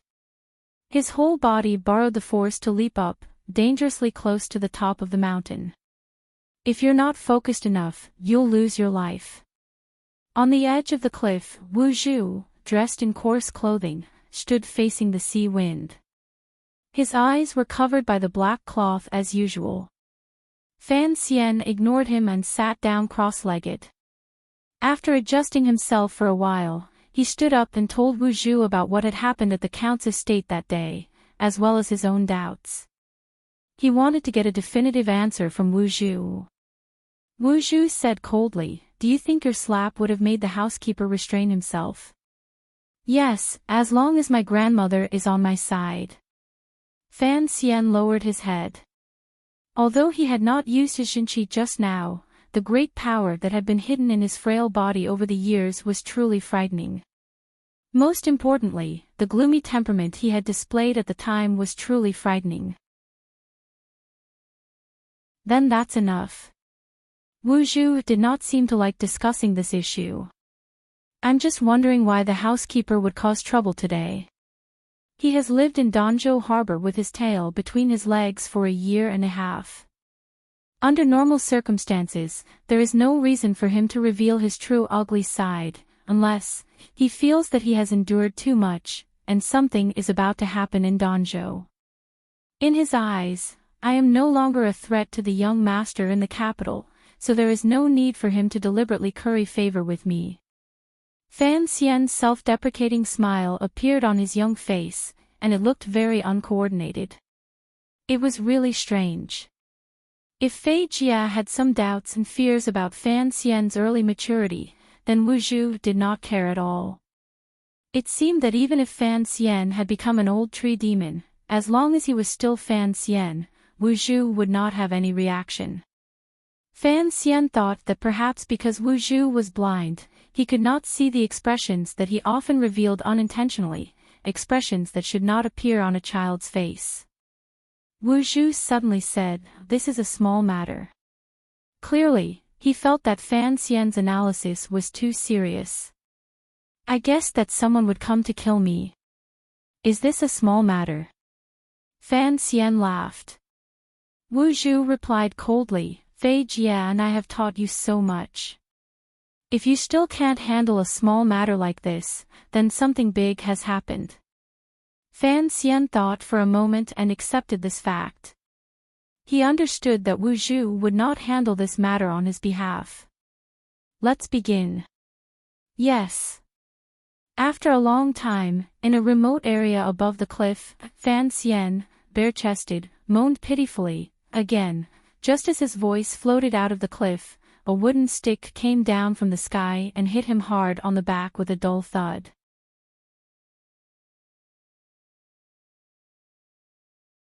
Chapter 21. At that moment, the powerful Zhenqi in Fan Xian's body had already reacted on its own, covering his back in a dense layer. But the wooden stick was too fast, and before the Zhenqi could react, all of its power had pierced into his back. The word pierced was used because the stick's owner's attack was like a straight line, and all of the power was concentrated at the tip of the stick. Fan Xian let out a stifled cry of pain.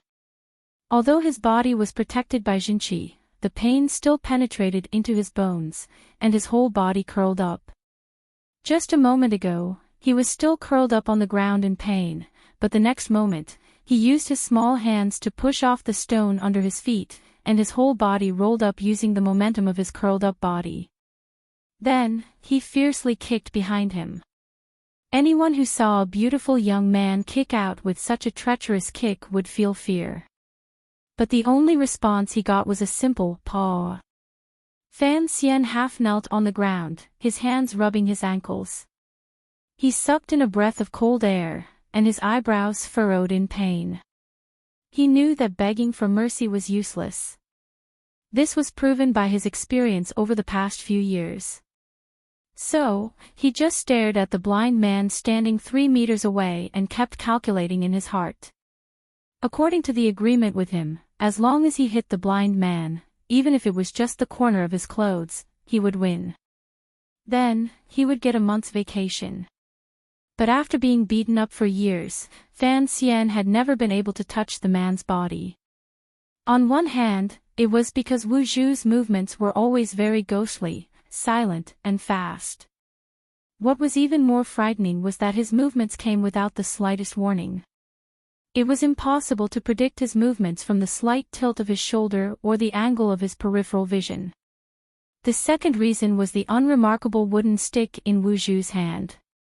Every time Fan Xian thought of a way to get close to Wu Zhu's body, the stick would be like the claws of a demon from the netherworld, ruthlessly striking his wrists, ankles, and even his fingers. There was no breaking, only pain, unbearable pain.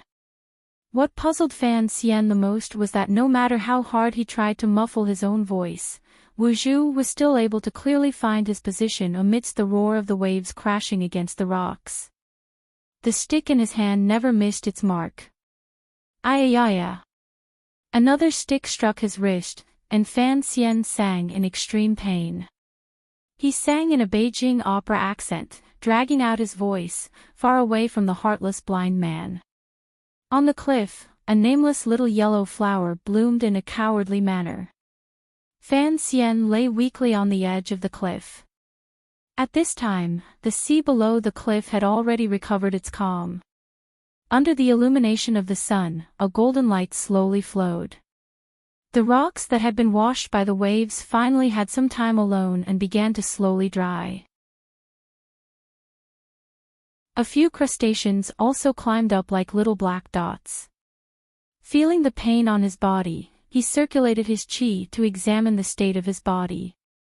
He found that part of the violent qi had been absorbed into the snow mountain behind his waist, and the other part had been used up to resist the constant strikes of the stick.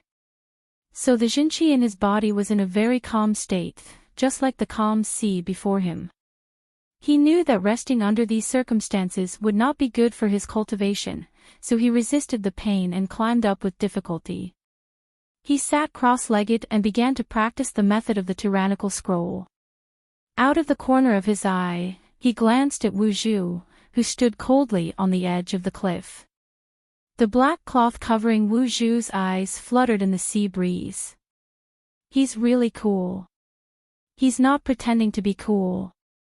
Fan Xian quietly commented on the blind man in his heart and quietly said, "Uncle, be careful not to fall." Wu Zhu was such a powerful person, and naturally he would not die from falling off a cliff. Fan Xian was just speaking blindly. Don't get distracted. Wu Zhu threw down these cold words and no longer paid attention to him.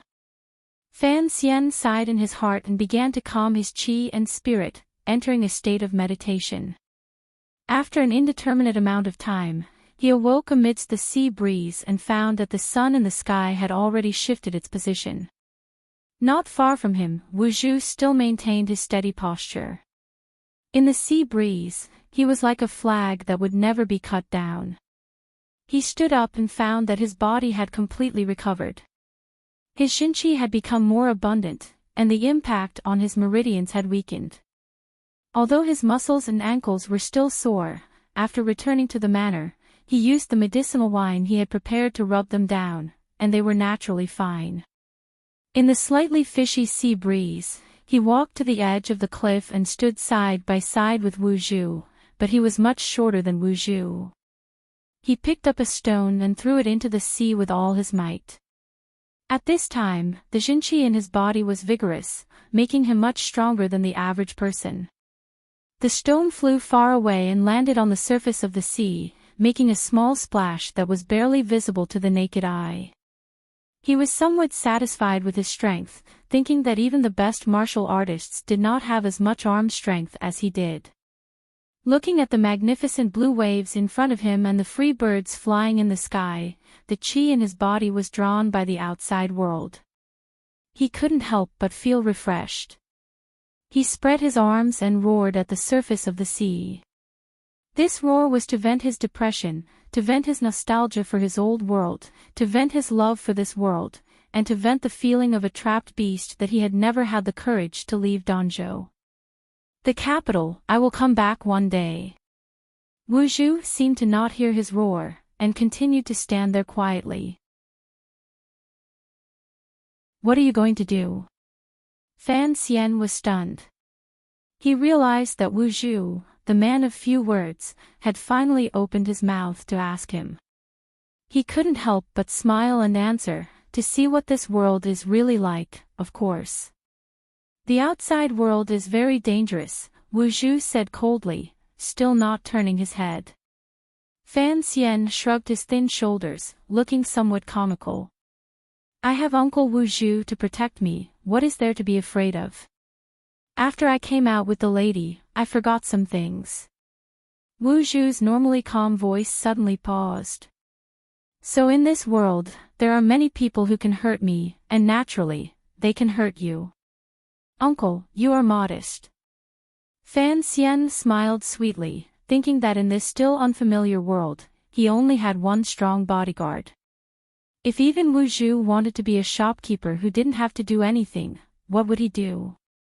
If I were by your side in the capital, I would bring you trouble. Fan Xian raised his head and looked at the blind Wu Zhu's seemingly expressionless face. He thought for a moment, then replied with some embarrassment, "I will protect you." After hearing this, Wu Zhu finally turned his head and very seriously stared into Fan Xian's eyes. The lady also said this. Fan Xian smiled. It seemed that his shamelessness was somewhat like his mother's.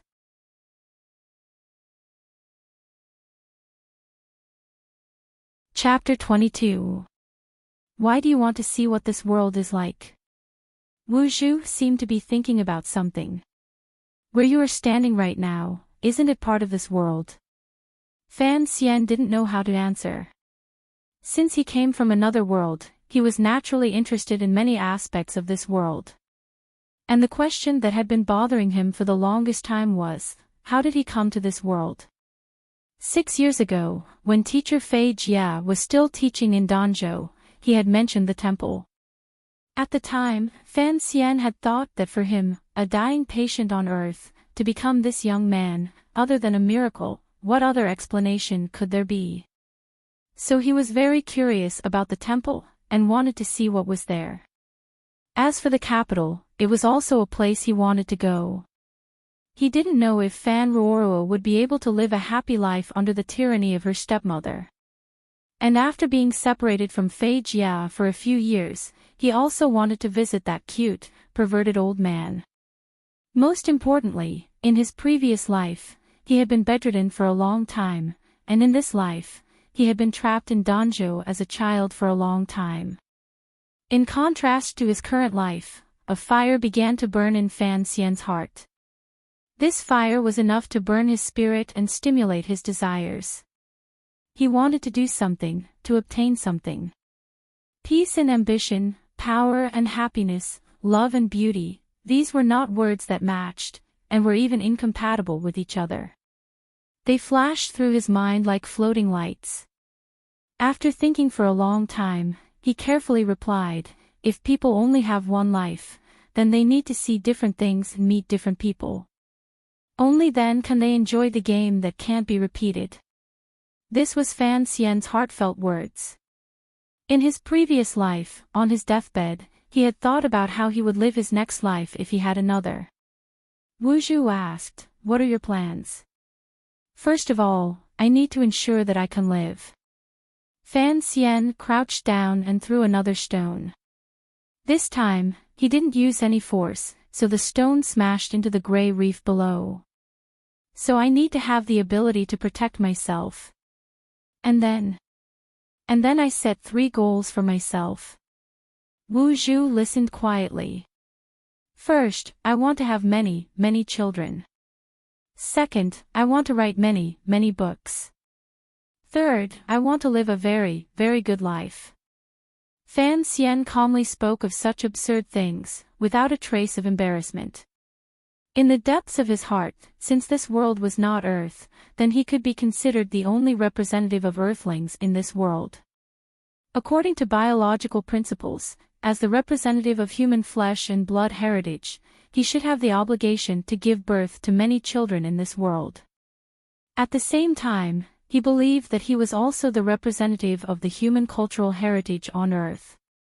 How many beautiful artistic achievements had human beings created since ancient times? How could they not be found in this world? If he didn't write or copy, he would have there were many, many books that allowed cultural heritages like Chao Shuaqin and Kill Bill to shine in this lonely world. He really felt sorry for those lonely sages in the parallel universe. Of course, most importantly, he felt sorry for himself.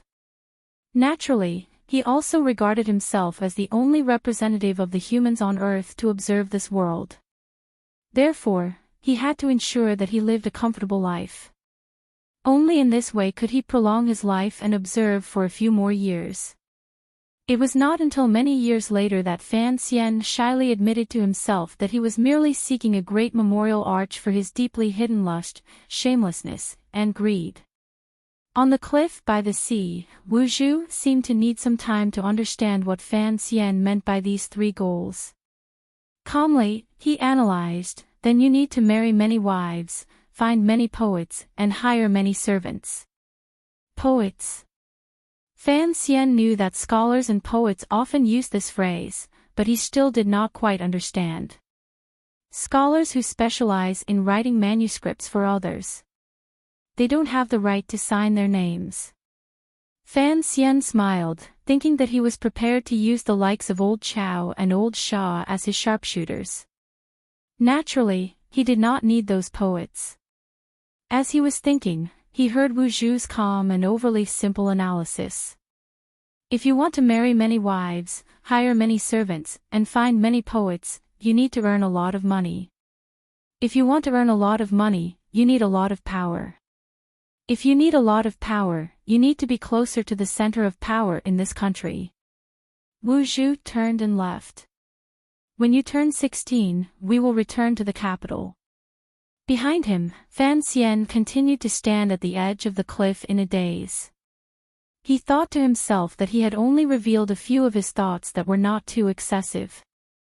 How could this powerful warrior, who had some mental issues, infer that it was related to the power of a country? And he had so decisively made the decision to return to the capital. Fan Xian naturally remembered that on the day he was born into this world, Wu Zhu had carried him out of the capital. He slapped his face hard to get rid of this feeling of not knowing whether to laugh or cry. He ran to catch up and said with a smile, "Uncle, I've confided in you. Shouldn't you give me something in return? What do you want to know?" "About my mother. Why are we being hunted in the capital?" "I will tell you everything about Miss when you turn 16. This is Miss' last will. As for the people who are hunting us, you don't need to know, because they all died 10 years ago."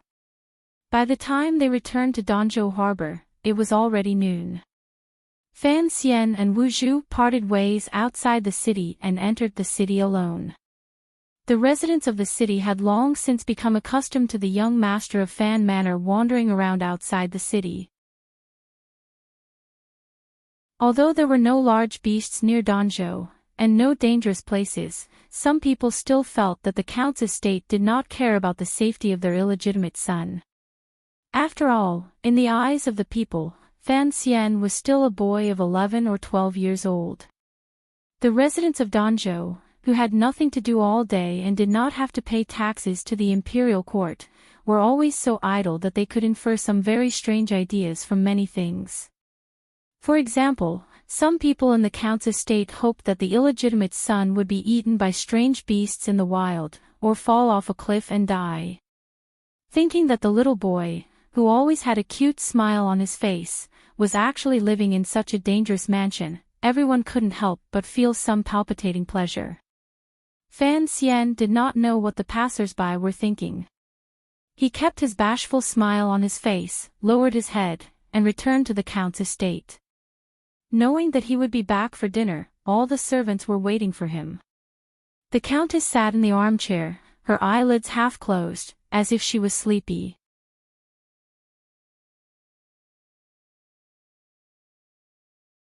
Chapter 23. "The young master is back," shouted a servant. Immediately, all the servants began to move and began to prepare lunch. A large table was placed in the middle of the hall. Fan Xian and the Countess sat opposite each other, and between them was a mess of dishes. The atmosphere was a little strange, because the servants who had nothing to do were also staring at Fan Xian's chopsticks, and did not go to the backyard to eat. A few of the younger maids secretly swallowed their saliva, as if they were a little hungry. This was an unwritten rule of the Count's manor. Under Fan Xian's forceful request and the Countess's tacit consent, everyone had long since gotten used to it. As long as Fan Xian ate in the Count's manor, he had to taste every dish and express his satisfaction before anyone else was allowed to eat. Although they did not understand why the young master, who had always been cute and gentle, would have such a rude and unreasonable idea, when Fan Xian's closest maid, Donger, tasted the saltiness of Fan Xian's food before he ate and was fiercely chased out of the manor, everyone knew that this young master still had a shameless side to him. And when Donger left in tears, the Countess only looked on coldly and did not say a word.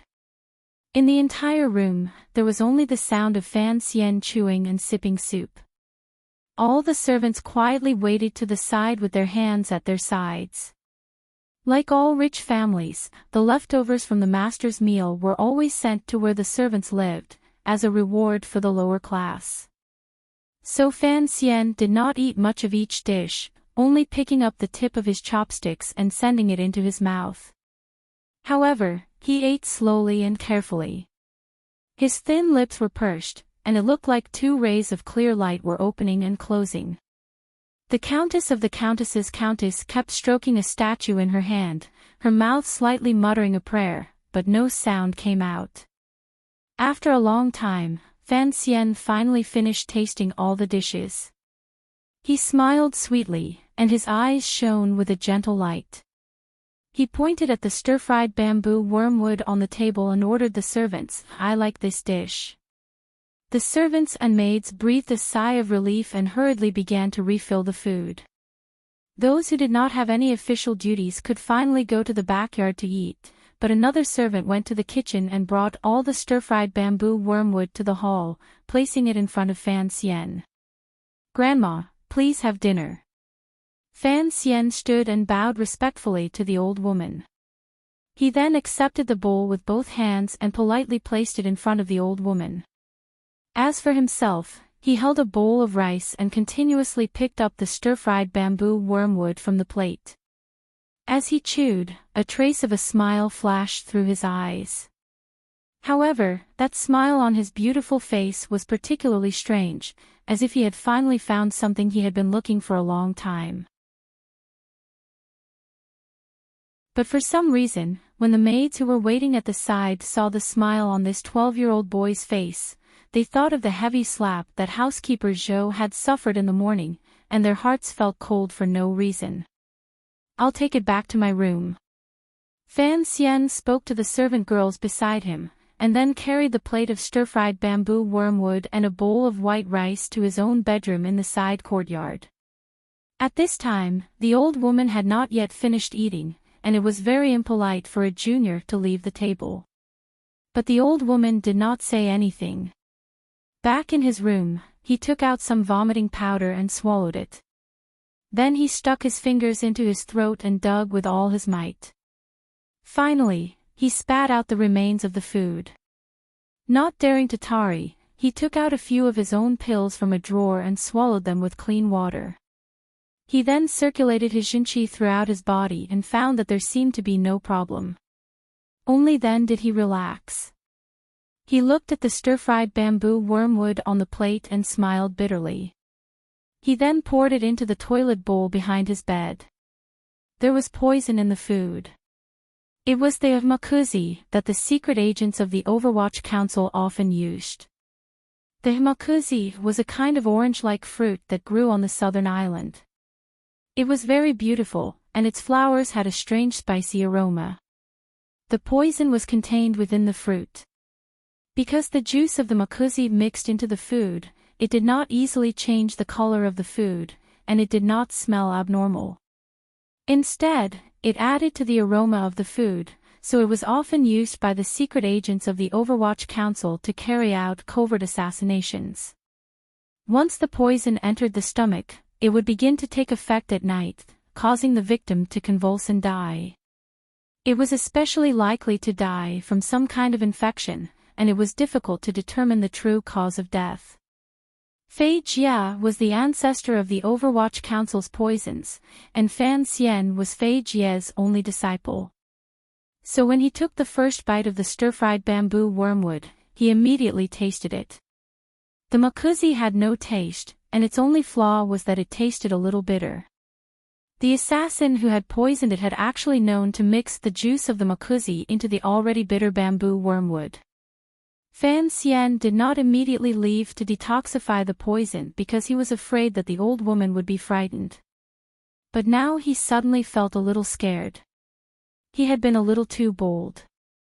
If it had not been the makuzi he had thought, but some kind of acute poison, he would probably be dead by now. Ever since Fei Jia had warned him, he had been very careful about what he ate. He was afraid that the concubine of Count Sinan's manor in the capital would try to kill him. That was why he had been eating so strangely. He was afraid that the poison he had eaten would not kill him, but would instead kill the servants in the manor. So he had requested that all the dishes be tasted by him first, just like the legendary eunuchs in the palace who specialized in tasting dishes. Although Fan Xian believed that his life was more important than anyone else's, he did not want innocent people to die because of him. Seeing that the young master had come to the kitchen, the servant hurriedly stood up and brought a stool for him to sit on. "Young master," he asked with a smile, "did you not have enough just now? Would you like some more?" Fan Xian laughed. "I like the stir-fried bamboo wormwood," he said. The cook stood to the side and laughed. "As long as the young master likes it." "Yes, it's quite fresh." "When did you buy it?" Fan Xian nodded vigorously and asked carefully. "I bought it this morning." "Of course it's fresh. By the way, did anyone from outside the manor come to the kitchen today? The vegetable delivery man, Old Ha, is sick. His nephew came by." "Nothing. I'll be on my way then." Fan Xian grabbed a piece of bacon from the cook's plate and ate it. As he chewed, he smiled shyly. "Don't tell Granny that I came to the kitchen to steal food." Watching the little boy leave the kitchen, the servants began to talk among themselves. They all said that the Count's illegitimate son was a good person, without the slightest of the bad habits of a powerful family. Except, his eating habits were a bit too much. In a narrow street in Danzhou Harbor, Fan Xian hooked his fingers on the back wall of a building. With a push of his arm, he climbed in like a civet. This was the home of Old Ha, the vegetable delivery man. There were only a dozen or so people in the Count's manor. Aside from a new batch of maids, they were all locals. After so many years, there was nothing to be suspicious about. Although Fan Xian had seen Old Ha before, hearing that he had fallen ill at such a strange time, he knew something was off. Old Ha's room was dark, but in Fan Xian's eyes, it was as bright as day. He quietly walked into the room, and his nose picked up the scent of blood.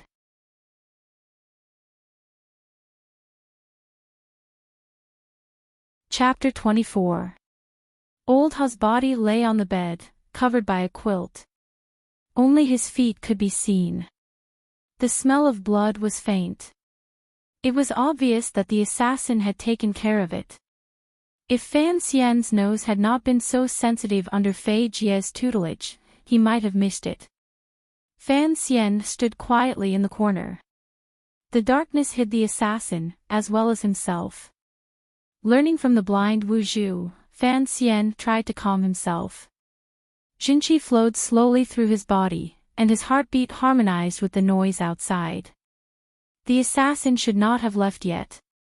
The Overwatch Council's spies had always been meticulous.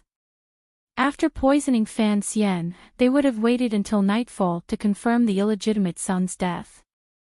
Only then would they have left Danzhou Harbor.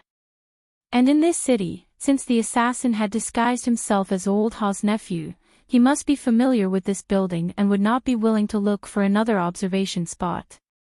But things had developed beyond Fan Xian's expectations.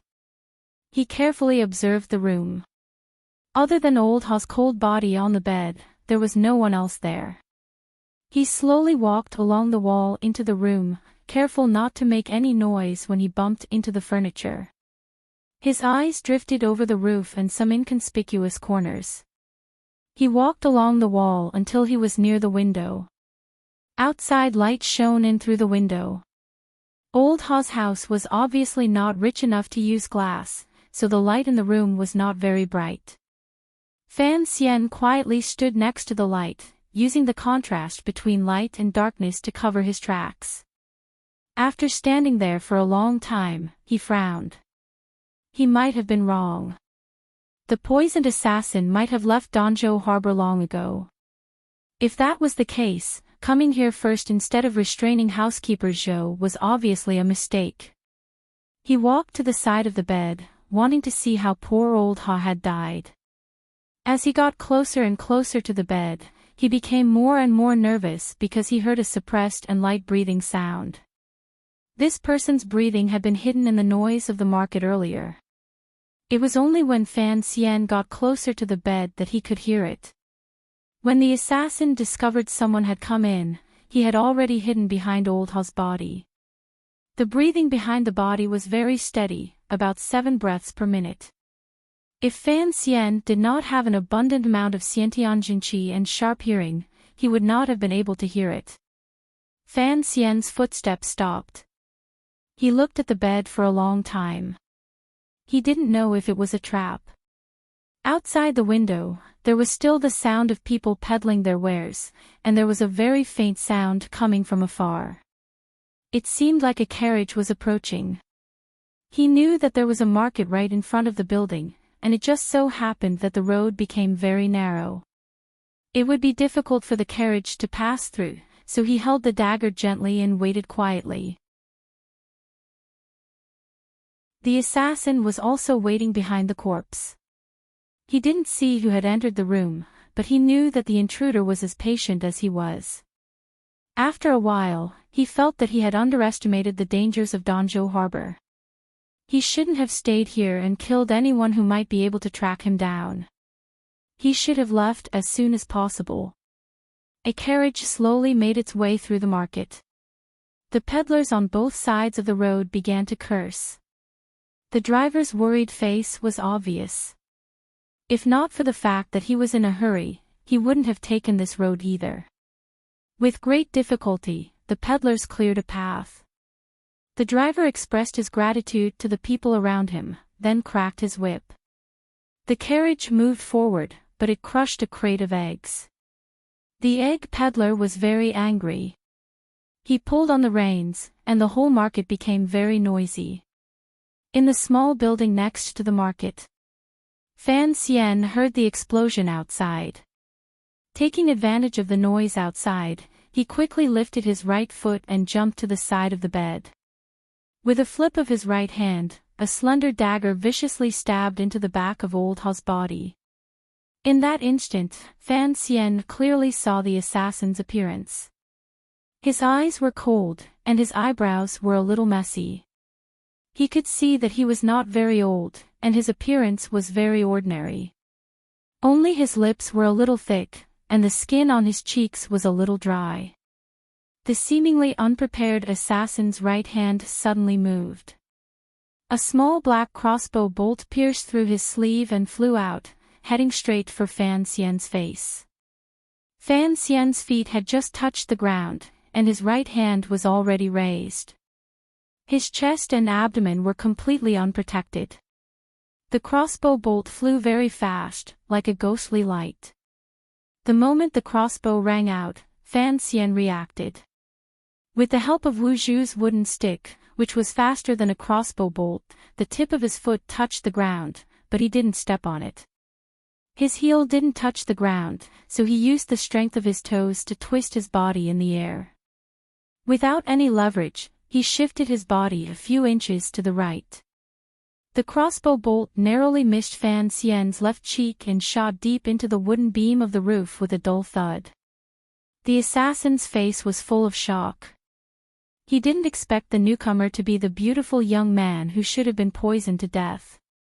He didn't expect the young man to be able to dodge a crossbow shot at such a close range. At this moment, the slender dagger in Fan Xian's hand had already followed the direction of the twisting body and ruthlessly pierced into the assassin's body. It made a very unpleasant sound, like the sound of a kitchen knife cutting into pork. Unfortunately, in order to dodge the crossbow bolt, Fan Xian's hand was a little off course. The slender dagger only pierced into the assassin's shoulder, but didn't kill him. The assassin bounced off the bed like an eel in water. His left hand flashed, and he prepared to give Fan Xian a fatal blow. But the pain in his shoulder and the downward force caused him to involuntarily fall back down. The fingers holding the crossbow let go. When he got up, he was already prepared for the pain in his shoulder, but he didn't expect it to be so severe. Furthermore, The young boy's dagger had actually pierced through his shoulder and stabbed into the bed frame, pinning his body to the ground. The assassin's movements failed, and Fan Xian's left hand quickly grabbed the assassin's throat. The assassin's plain face finally showed the fear of death. His thick lips parted slightly, as if he was about to say something. Fan Xian's heart shrank, and he felt a slight chill. He didn't give the assassin a chance to speak or fight back. He tightened his grip, and with a crack, the assassin's neck was broken. His head tilted to the side, and he died on the spot. His hand was still on the assassin's broken neck for a while. He felt the bones break, and the blood that seeped out gradually grew cold. Finally, he withdrew his hand and began to half-crouch, gasping for breath.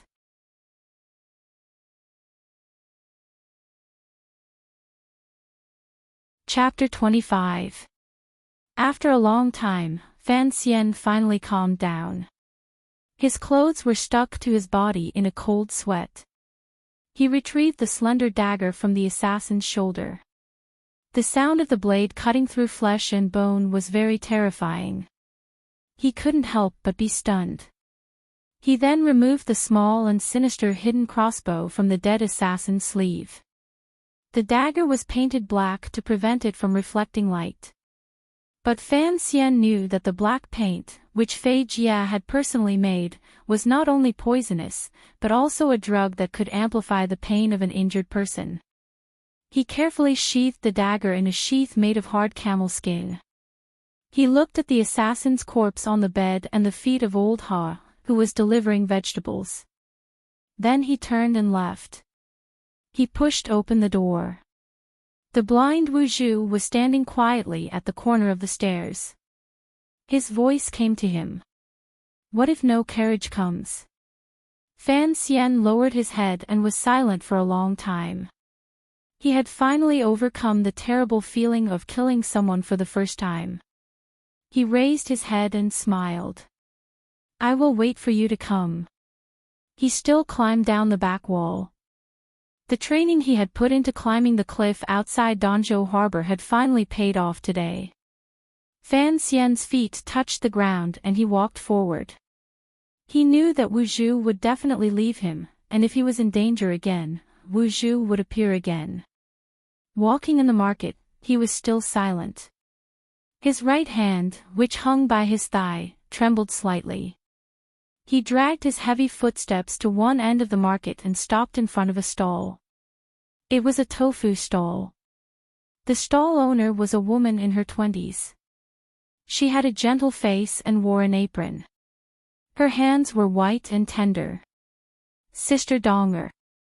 Fan Xian greeted her with a smile. This was Dong-er, the maid he had chased out of the count's manor. When he was very young, Fan Xian would often lie in her arms and sleep, and their relationship had always been very good. After Dong-er left the manor, she set up a tofu stall in the market, so Fan Xian would often come here to buy tofu. When Dong-er saw him, a gentle smile appeared on her face. She let him in. "Young master, why are you here?" As he sat on a small stool, another resident came to buy tofu. Dong-er looked at him with some difficulty. Fan Xian nodded and told her to look after her business. Turning around, he found a crib behind the stall. On the crib sat a little girl about 2 or 3 years old. Her cheeks were rosy, and she was stretching out her clumsy hands to play with the little bell tied to the crib. Fan Xian reached out and picked up the little girl, playing with her. Dong-er turned around and saw it. She hurriedly came forward and took it into her arms. She complained, "Don't dirty your clothes. When we get back, you'll have to let those maids wash them again." Fan Xian chuckled and said, "Sister Dong-er, when I was your daughter's age, didn't you hug me every day?" Dong-er smiled and said, "My young master, how can you compare with us servants?" It was a little strange. Dong-er had been chased out of the count's manor by Fan Xian because she had tried the salty and bland food before Fan Xian. But from her tone, it seemed that she did not hold a grudge against the little boy. Fan Xian scratched his head, not knowing what to say. Dong seemed to see that he was in a bad mood, so she teased her daughter and called out, "Call me young master, young master, call me uncle," Fan Xian insisted. He sat in the tofu stall for a long time, watching Dong cut the tofu, weigh it, wrap it in paper, and teasing the little girl next to her to call him uncle. After a long time, Fan Xian finally got rid of the chill in his heart. He stood up and said goodbye to Dong Er. Dong Er was a little embarrassed and said, "Since you've come, I don't have anything good to eat." Fan Xian laughed and said, "Sister Dong Er, do you think I'm lacking food?" "That's true." Dong Er covered her mouth and laughed, revealing all the shyness of a young married woman. She suddenly said, "Thank you, young master, for buying these things for me." Fan Xian smiled and shook his head. "As long as you don't blame me for kicking you out of the count's manor." Dong Er smiled and didn't say anything. She trusted the young boy in front of her. Although she didn't understand why he was angry that day at dinner, she knew that he didn't do it on purpose. Furthermore, after she left the mansion, the young master would often secretly send her some money. After she married, the family of 3 lived a comfortable life. The reason she came out to open a tofu stall was mainly because she knew that it would be more convenient for the young master to visit her. Fan Xian waved goodbye to Tofu Dong Er. After he walked out of the market, he turned his head and saw the gentle and beautiful woman carrying the little girl in the water cutting tofu. Her slightly leaning body was still slender and plump. No signs of age could be seen. It was just like how she looked when she held him 10 years ago. Fan Xian found an excuse to kick Dong Er out of the manor because she was his personal maid. If anything happened to him, she would not be safe either. In Fan Xian's childhood, he had liked this personal maid the most. He liked to lean on her, and often fantasized about what he could do when he grew up, but he had forgotten a very important point. As he slowly grew up, so did Dong Er. This year, he was 12, and Dong Er was already in her 20s. It seemed that the story of Bao Yu and Qingwen had to be abandoned halfway. When you were born, I was not born. When I was born, you were already old. You hated that I was born late. I hated that you were born early. When you were born, I was not born. When I was born, you were already old. I hated that we were not born at the same time. I was with you every day. As he fantasized about how much Dong loved him, he hummed a tune as he returned to the Count's manor, trying to make himself believe that he had already forgotten the 2 pairs of dead fish eyes staring at him from the assassin and old Ha. Because he had eaten makuzi poison mixed with bamboo wormwood in the afternoon, and had broken a man's neck in the afternoon, Fan Xian's appetite was extremely poor. He only ate a little for dinner, then left the bowl and returned to his bedroom. When night fell, he was a little hungry. Alone, he carried an oil lamp to the kitchen. He walked silently, not disturbing any of the servants. Entering the kitchen, he cleanly washed a fish. The kitchen knife danced in his hand like a bird, and in a moment, he had removed the scales and guts. Then, using the skill that Wu Zhu had forced him to use to cut up some shredded ginger, the knife landing on the chopping board without making a sound. Then, he added some vinegar to the small dish that held the shredded ginger. Starting a fire, he boiled water and steamed the fish. Squatting on the floor, he looked at the stove beside him, watching the slowly rising steam. Suddenly, Fan Xian thought of something funny. Because of his mother, teacher Fei Jia and Uncle Wu Zhu were both teaching him how to kill and how to avoid being killed. But objectively speaking, they were also teaching him how to be a good doctor and a successful cook. You're tuning into the LoveLore Library YouTube channel. We're so grateful for your support, and don't forget to subscribe to join us on this incredible journey through captivating stories. Your generosity through donations truly makes a world of difference, as it's the primary source of revenue that allows me to expand and enhance this channel for you. Thank you from the bottom of my heart for being a part of this adventure.